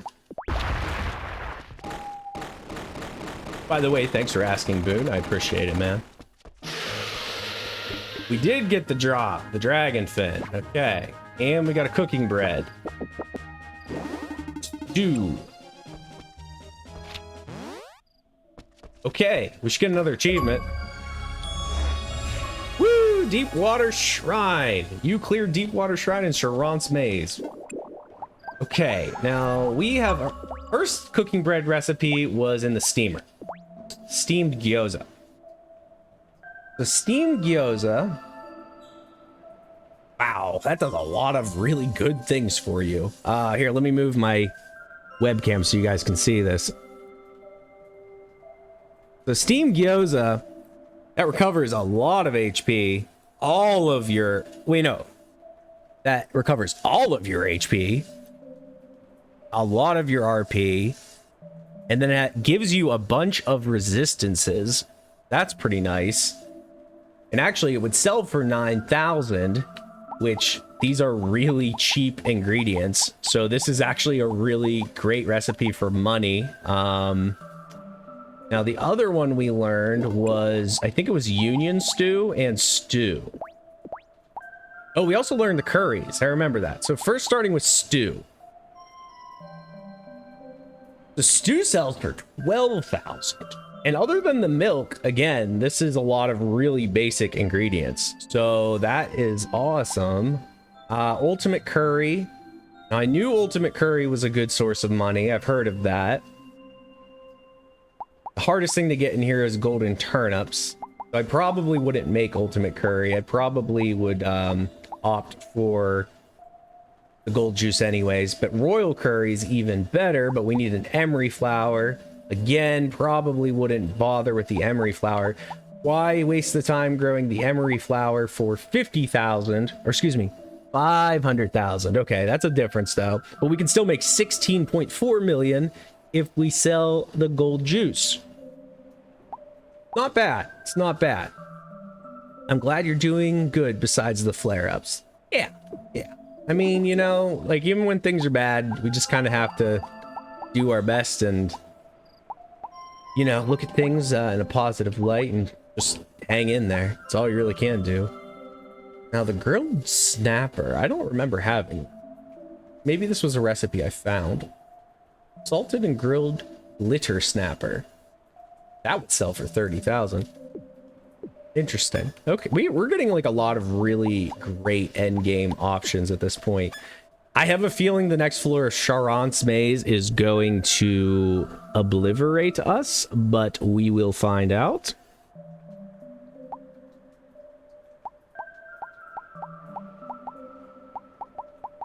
We will definitely save though.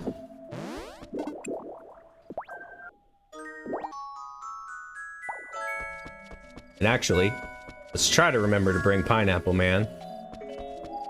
Whatever barn I put him in. I couldn't find him earlier. I think that was my problem.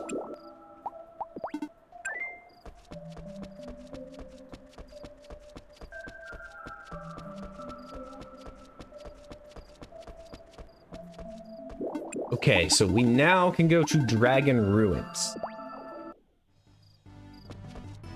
Fingers crossed. I think things are going to get pretty tough now. Make sure we actually... Oh, I messed that up. We got to go back. We got to put the rosary on so none of that stuff spawns in.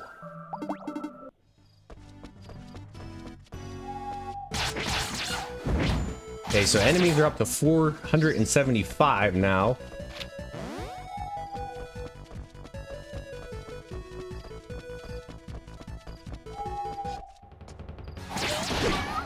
Ambrosia. Okay, so like earlier we were talking Scabs, you and I were talking about Ambrosia. So like here she is again. This is in Rune Prana. Without me even doing the enemy level up command, she is level 500 right here, and you fight her again later on and she's even higher level, and that's before the level up commands. Holy crap, that is intense. But yeah, we could tame her right now and right here and now if we had the ultra toy herbs. You okay? I hear something going on upstairs and I want to know what it is. You know what, guys, if you don't mind, I am currently sitting home alone and I'm hearing some weird noises upstairs. Give me just a quick second. I want to check on what is going on.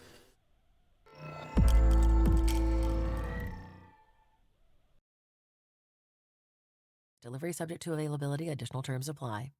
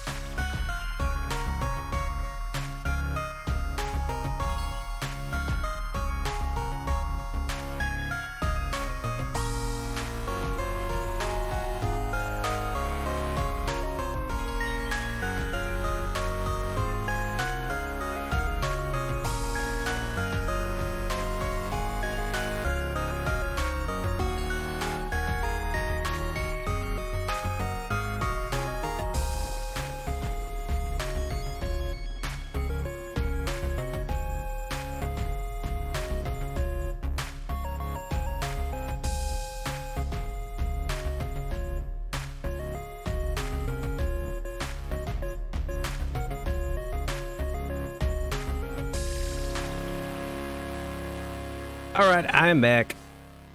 I am thinking somebody was at the door. We had some packages delivered. There was a lot of weird noises though, so just wanted to make sure.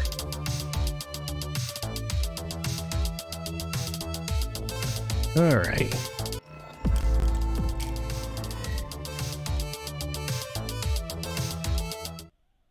Okay, there we go. We just beat Ambrosia.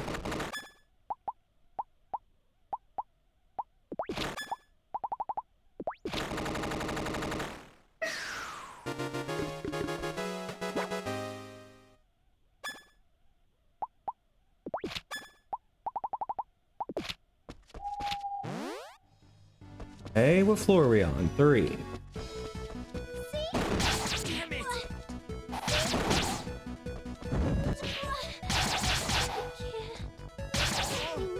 You okay? Ha! Oh, I hit back. Oh, that hurts. That hurts my soul. That hurts my soul.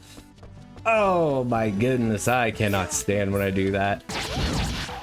I've gotten really good at not doing that, but mistakes happen.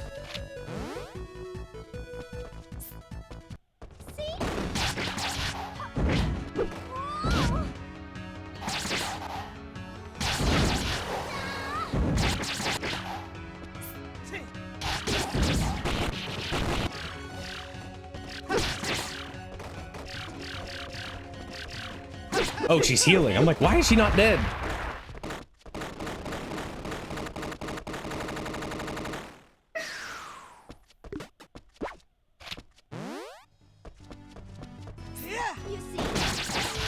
All right, we're already caught back up to where we were, so not a big deal.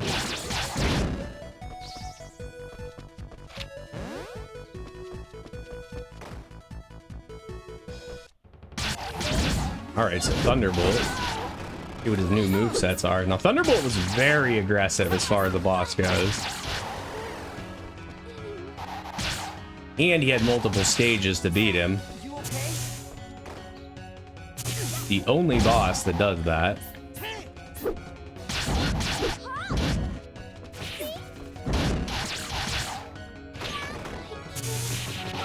Ooh, he still hits like a truck, I'll tell you what. All right, so Thunderbolt's definitely a little tricky. If I remember correctly, he's actually water element though. So if we use water resistance, we could probably make that fight a lot more manageable. Now it is the next day in game, so why don't we tend to our fields and we'll wind down and wrap it up here. Let's just kind of get things done here on the farm.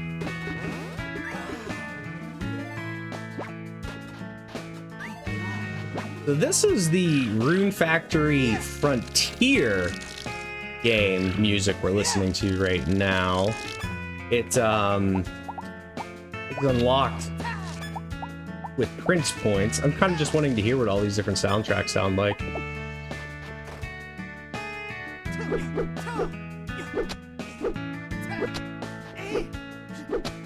I've actually heard a lot of people say they like Frontier a lot. It's kind of like that and Tides of Destiny are supposed to be kind of like the odd man out. They're different.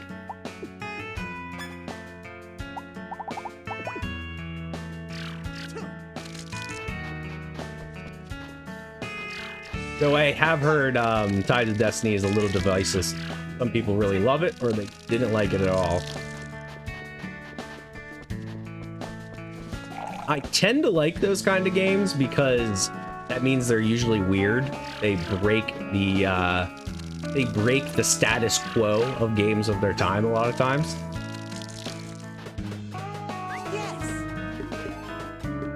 How is Rune Factory, by the way?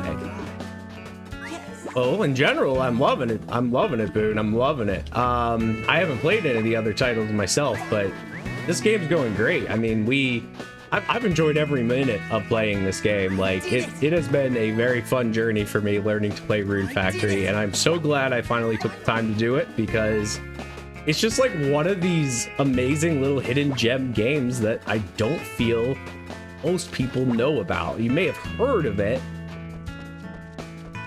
but probably don't know much about it.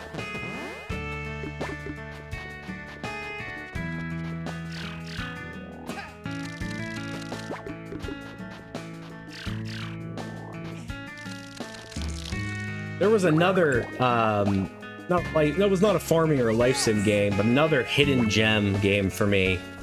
Back on, I discovered it on PlayStation 2. Star Ocean. Star Ocean 3 Till the End of Time is an RPG that, like, I've never played anything like that before. It was just so incredible to me, and nobody I knew had ever heard of it before. And that kind of like got me down the path of playing like some of these weirder, harder to find games.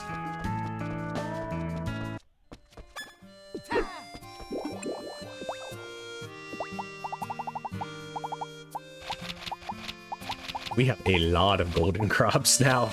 How's our fridge doing? Poor fridge. He is almost full. So far in Rune Factory, I got my farm going a bit and did some of the requests they wanted. Good. Are you finding it fairly intuitive, Boone? Does it make sense to you?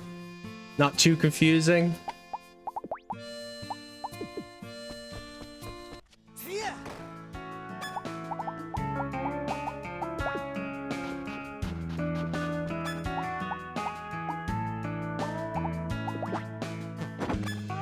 Yeah, it makes sense. Not confusing at all. That's good. I'm glad.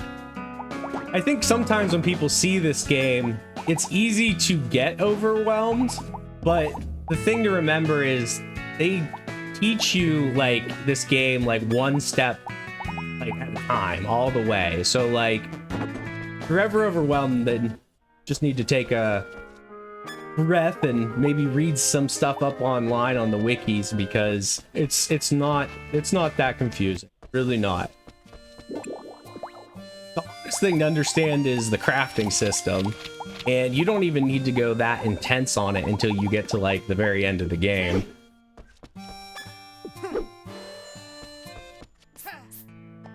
I think these are done. Yeah, they are. Actually, that was a level 6 golden potato. Gonna harvest this one.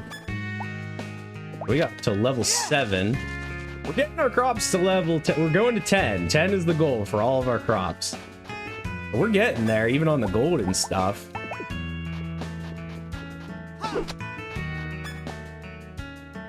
Let's just check our field, our fields in the wildernesses.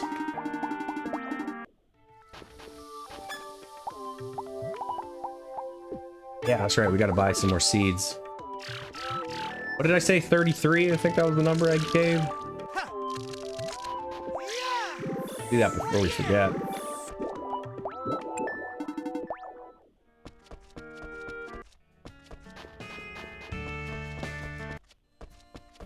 Ooh. Yeah. I feel a nap. I feel a nap coming on. The criminal, welcome.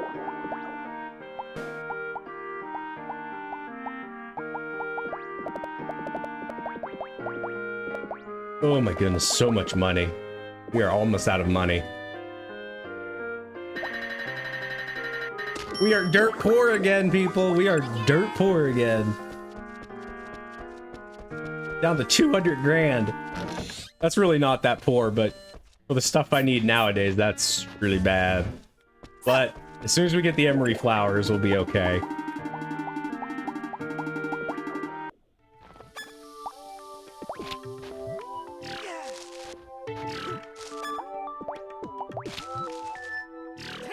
Oof, naps. I know, my friend. I used to be this kind of person who, like, my body would not let me take naps. Like, it just does not want it. But now, I need so many naps. And that is okay. I might not love it, but my body needs it.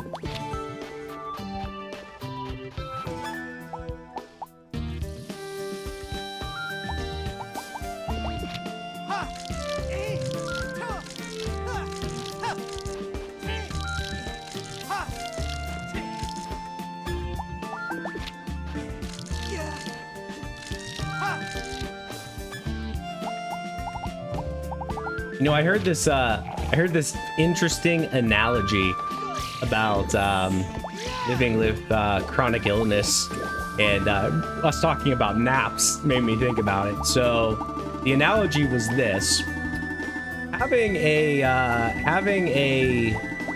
chronic illness in your life is very similar to having a giant gorilla move into your house with you. So you can fight the gorilla. You can try to get it to leave the house. You can do whatever you can to, you know, get rid of the gorilla. But really, what are you going to be able to do against that gorilla? That gorilla is twice as big as you, weighs at least twice as much as you, is way stronger than you, and it is just going to put the hurt on you. So you can struggle with it and you can do whatever you want with it, but that gorilla is probably not going away. It could. It might come back though, too. On the other hand, you could learn to live with the gorilla. You could train it.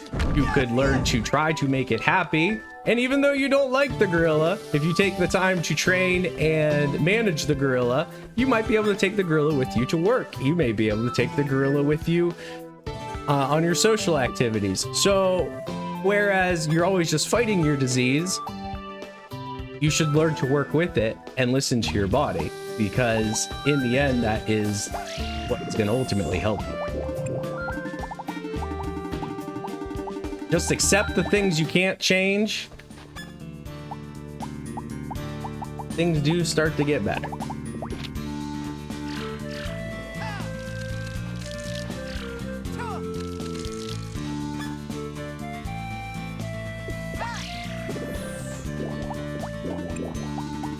All right, we got one field left.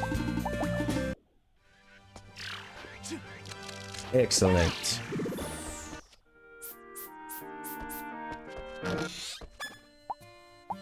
All right. That is a good stopping point, I am thinking. So here's what we're going to do. We're going to do a little after summary here, and we will jump into the last part of the coaching.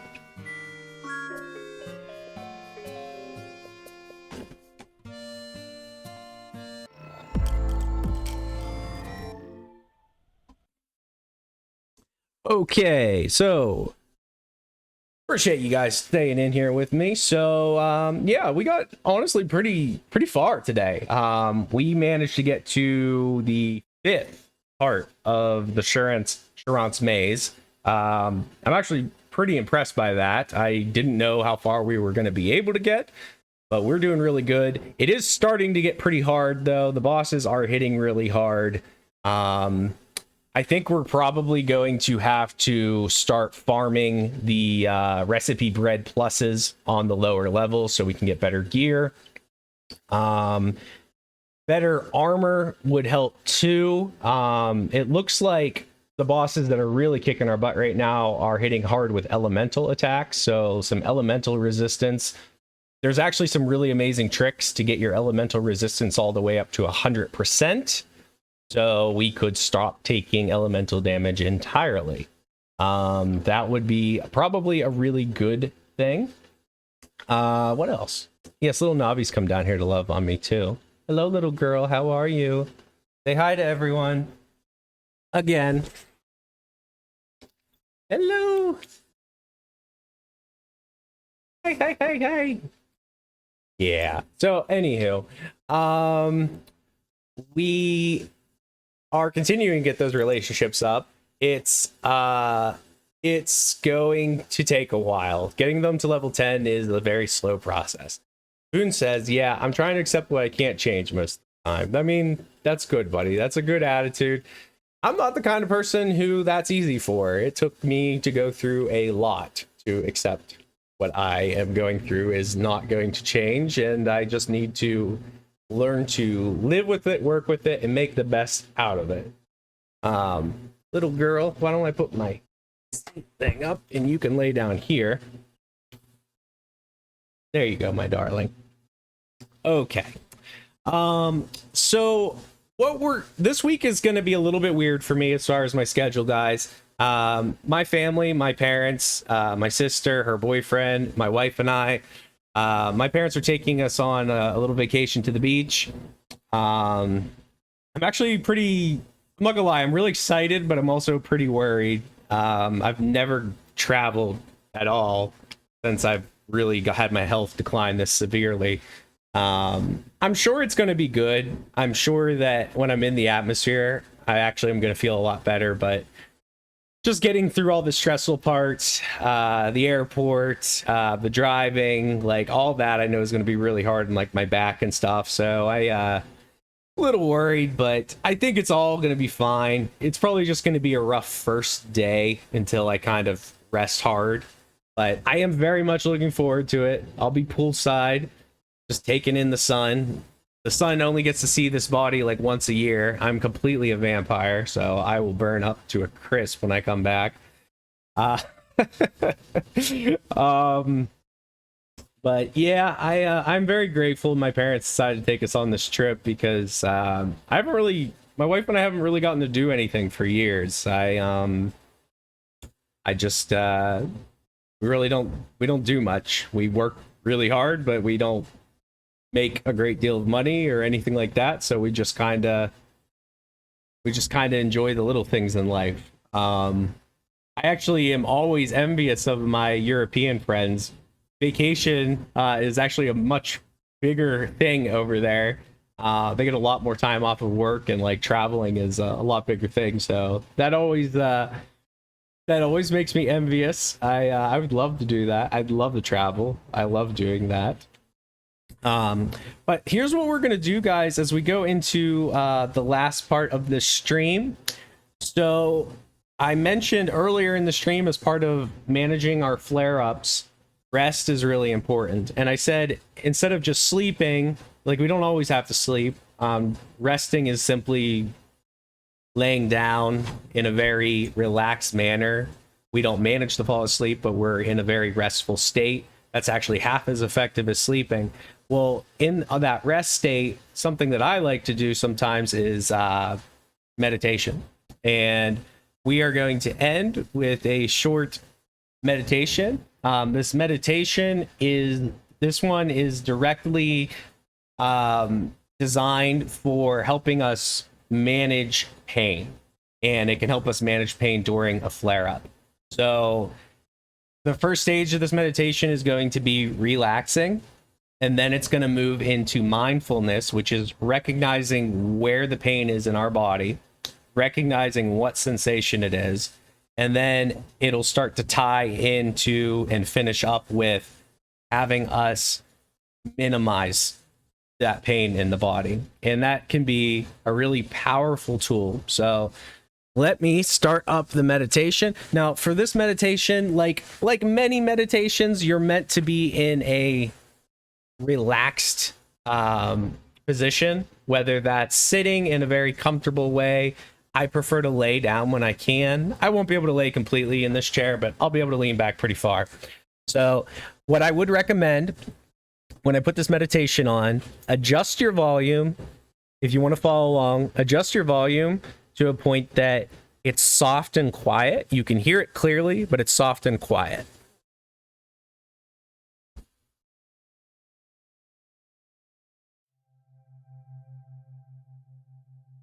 And I'm going to adjust the volume on my end here momentarily too.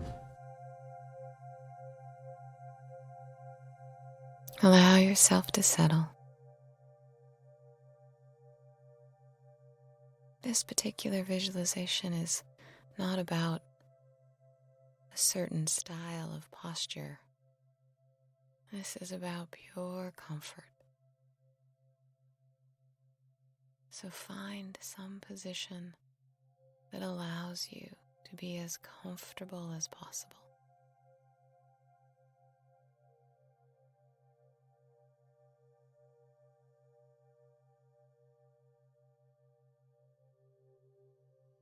Allow yourself to breathe into an open heart and an open mind, as if you are washing yourself in a shower of willingness to just be fully present in this moment with whatever is happening in your body. Nice, easy breath.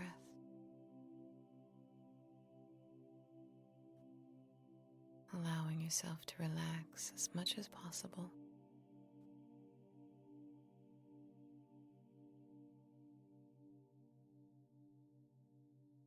And imagine that your body is like a sponge, filling with water.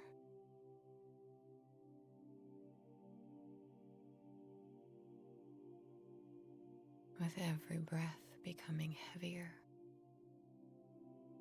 and heavier.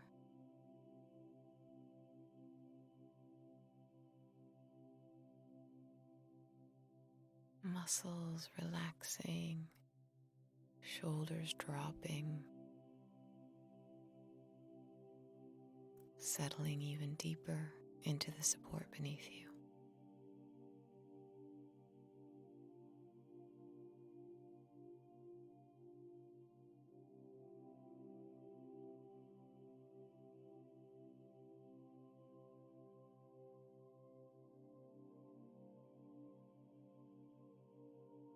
As you breathe, bring your attention to your chest and notice the rise and fall with each breath.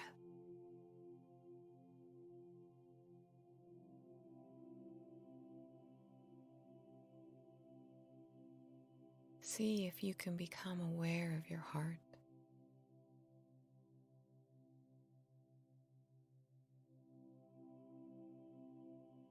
Maybe you can feel it beat. Maybe it's just a sense of it, this place that represents the heart and love.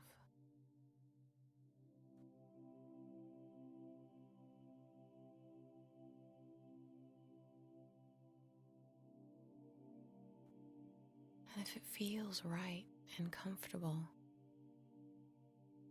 lightly place your hands over your heart, your left over your right,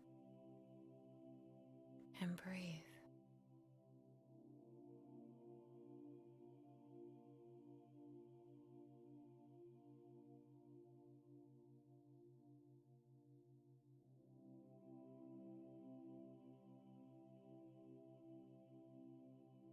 And now relax your arms down to a resting position in whatever way feels natural and comfortable. Breathing easily, feeling grounded and deeply relaxed.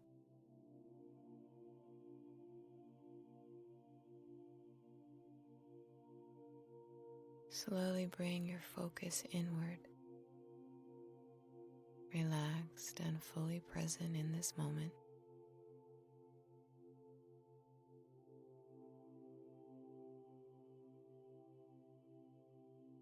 And allow your attention to gently scan your body for any pain or discomfort.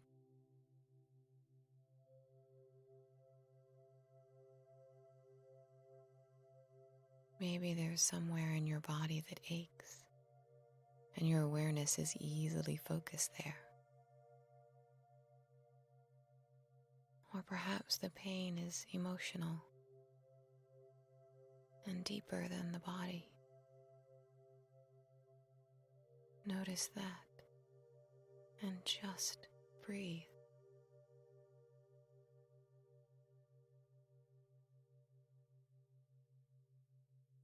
Allow your attention to just rest there with the pain.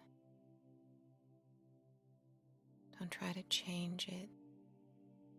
Try not to judge it. Just notice that place where pain is present, here with you in this moment.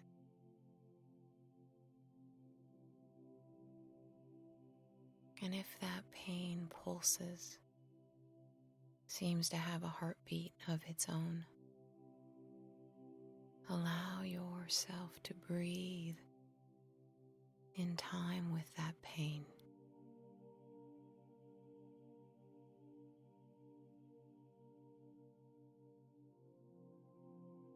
Match your breath to the heartbeat of the pain.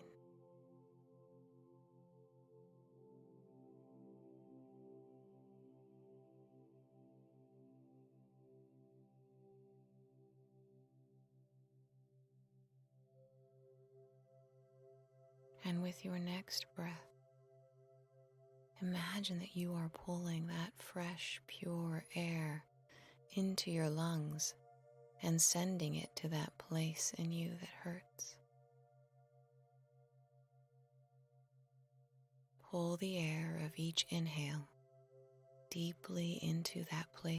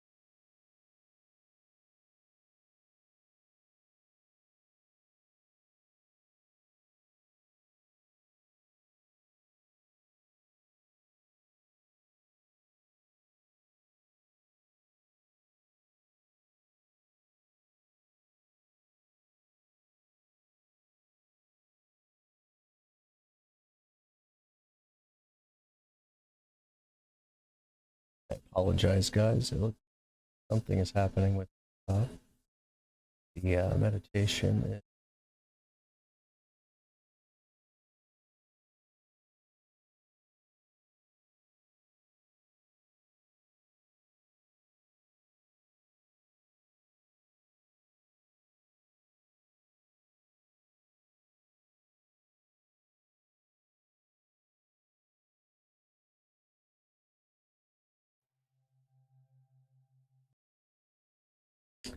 Okay. Well, I apologize. The meditation should have, there was a moment in the middle there where it was supposed to be silent and she was supposed to start talking again. I apologize. What would have happened from where she was guiding us, so we were starting to observe pain in our bodies, and we would start exploring different sections of our bodies one part at a time, and trying to catalog all the different pain and sensation we're feeling. But when we're cataloging this, when we're exploring it, we're looking at it from like a third person perspective, like from a different person's eyes, not ourselves, not judging the pain, just recognizing it, and almost with like curiosity, trying to figure out what the sensation is, exploring the sensation. And the next step would have been to then find an area of our body where we're not experiencing pain, and to completely just fill ourselves with the sensation of that feeling. So like a lot of times for me, I'll use like the inside of my lips as an example. Like I don't feel any pain in there, and it just feels nice. Like there's no sharpness, there's no pain, there's no cutting. It's just a very mellow feeling, and to completely engulf your mind in thinking of that feeling. And what we would have done then is we would have tried to kind of would have forgiven the sections of our bodies where we're experiencing these pain, and realizing that it's not who we are, it's just a small part of us. Forgiving it, learning to live with it, and knowing that even though we feel these things, that we're experiencing these problems, that not all of us is broken way that we tend to have engulf our lives. You know, you're and me, who has like widespread pain all over my body. I have parts of my body that aren't in pain, but you only tend to focus on the negatives. That's the way our brains are designed. So it's a redirection. It's a very powerful type of meditation that you may not get the first time. It's something that you need to keep working at, but it is actually a very powerful way to manage your pain and your symptoms, and it can help with things besides pain too. Like a lot of times, like even mental health is experienced in physical ways. So anxiety can be experienced with tension in your chest, and sometimes it can get so bad you even get panic attacks. That's a physical sensation.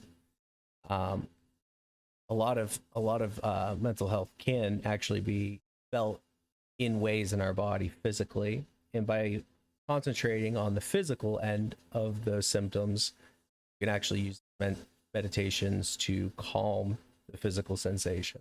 There's actually ways to help the mind as well through the meditations, other than the physical sensations, by working on our nervous systems. So there's actually different meditations that tap into our parasympathetic nervous system, and the other nervous system I'm actually can't remember the name, but we can actually tap into those through different types of guided meditation. So sorry that this particular one did not finish, but thank you all for sticking around. I want you all to know happy, loved, and blessed I feel to have you all in my lives and for sticking around through the entirety of the show.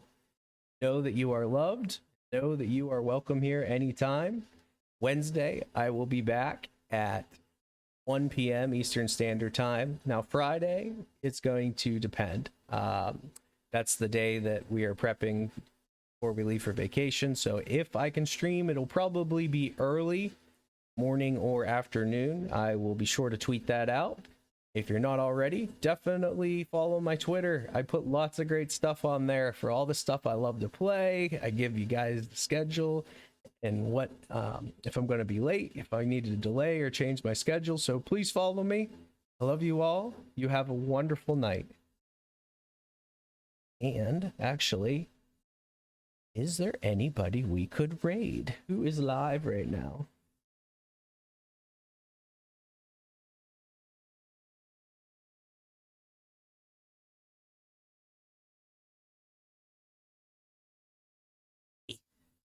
Watch out, Navi Nilla.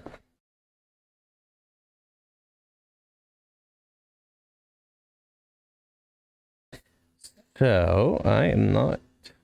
Jack has raided me, so I know he's done.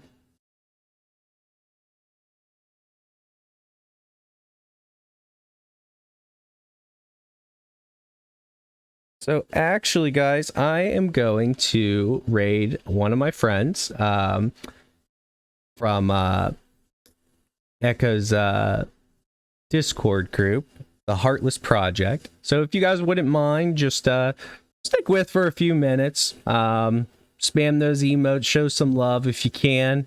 It's okay if you can't stick around, but just trying to support some friends and, you know, give the love around. But I'm going to quickly raid into their thing and spread some love.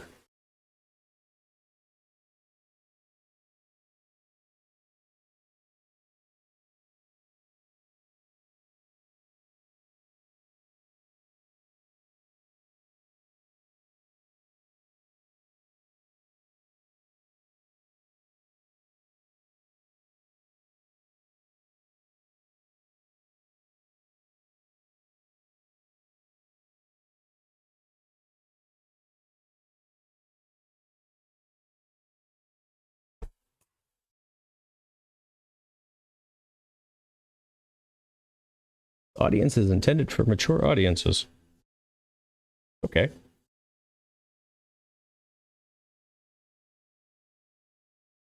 They're not going to work.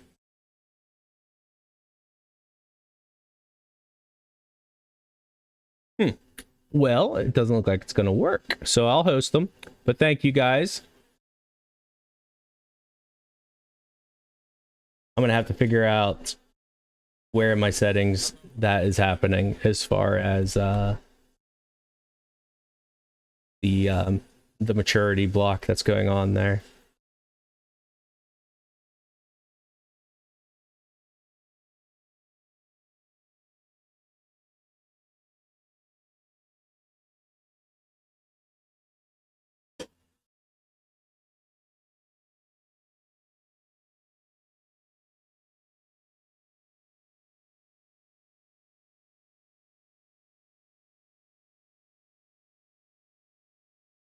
Oh, now it's going to let me raid. Okay.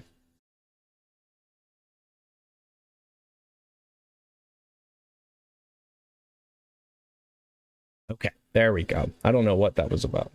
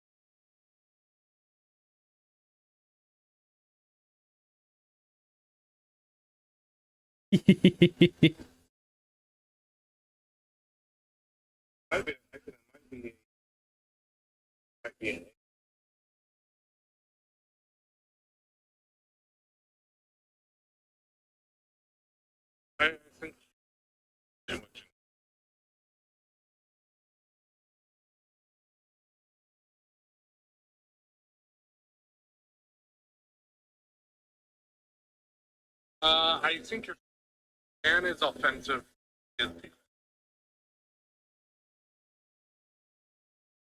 But check what this is with Bubblepedia, if I'm kind of correct. So it's therapy.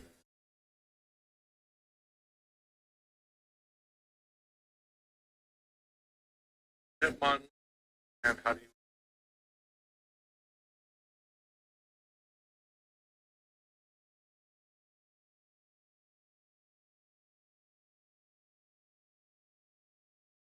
Wow.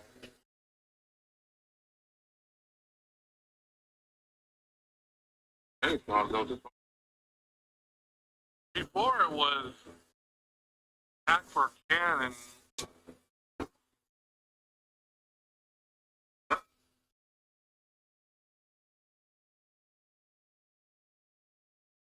and I like this picture because I specifically. Oh, never mind then. Okay, Smiles. I'm sorry.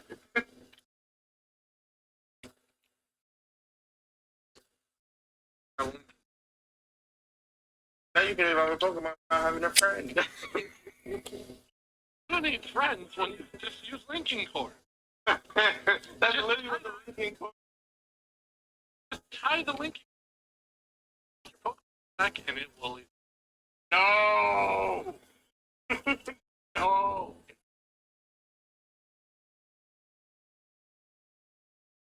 Into it.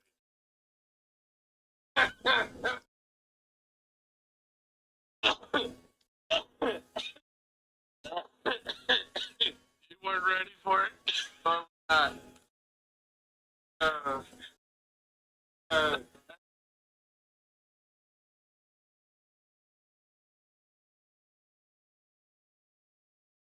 it really puts a new spin on the joke. Motherfucker!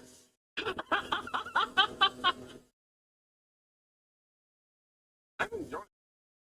I'm like, bring back the old. I was saying. Hey, let's see what this.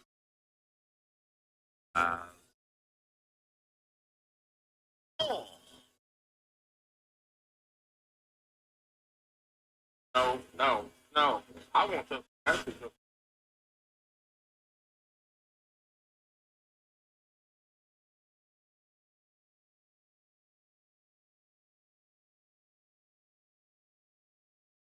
please. I can't say anything. Oh, I know you like. I see that too. I'm like,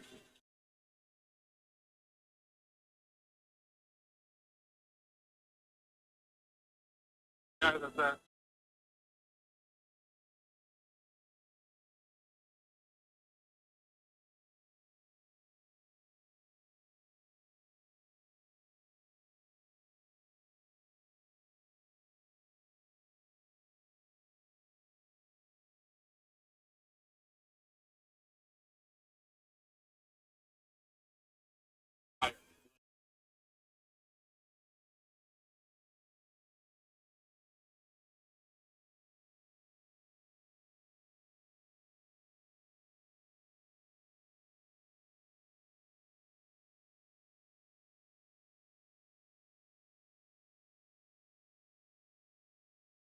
I love it.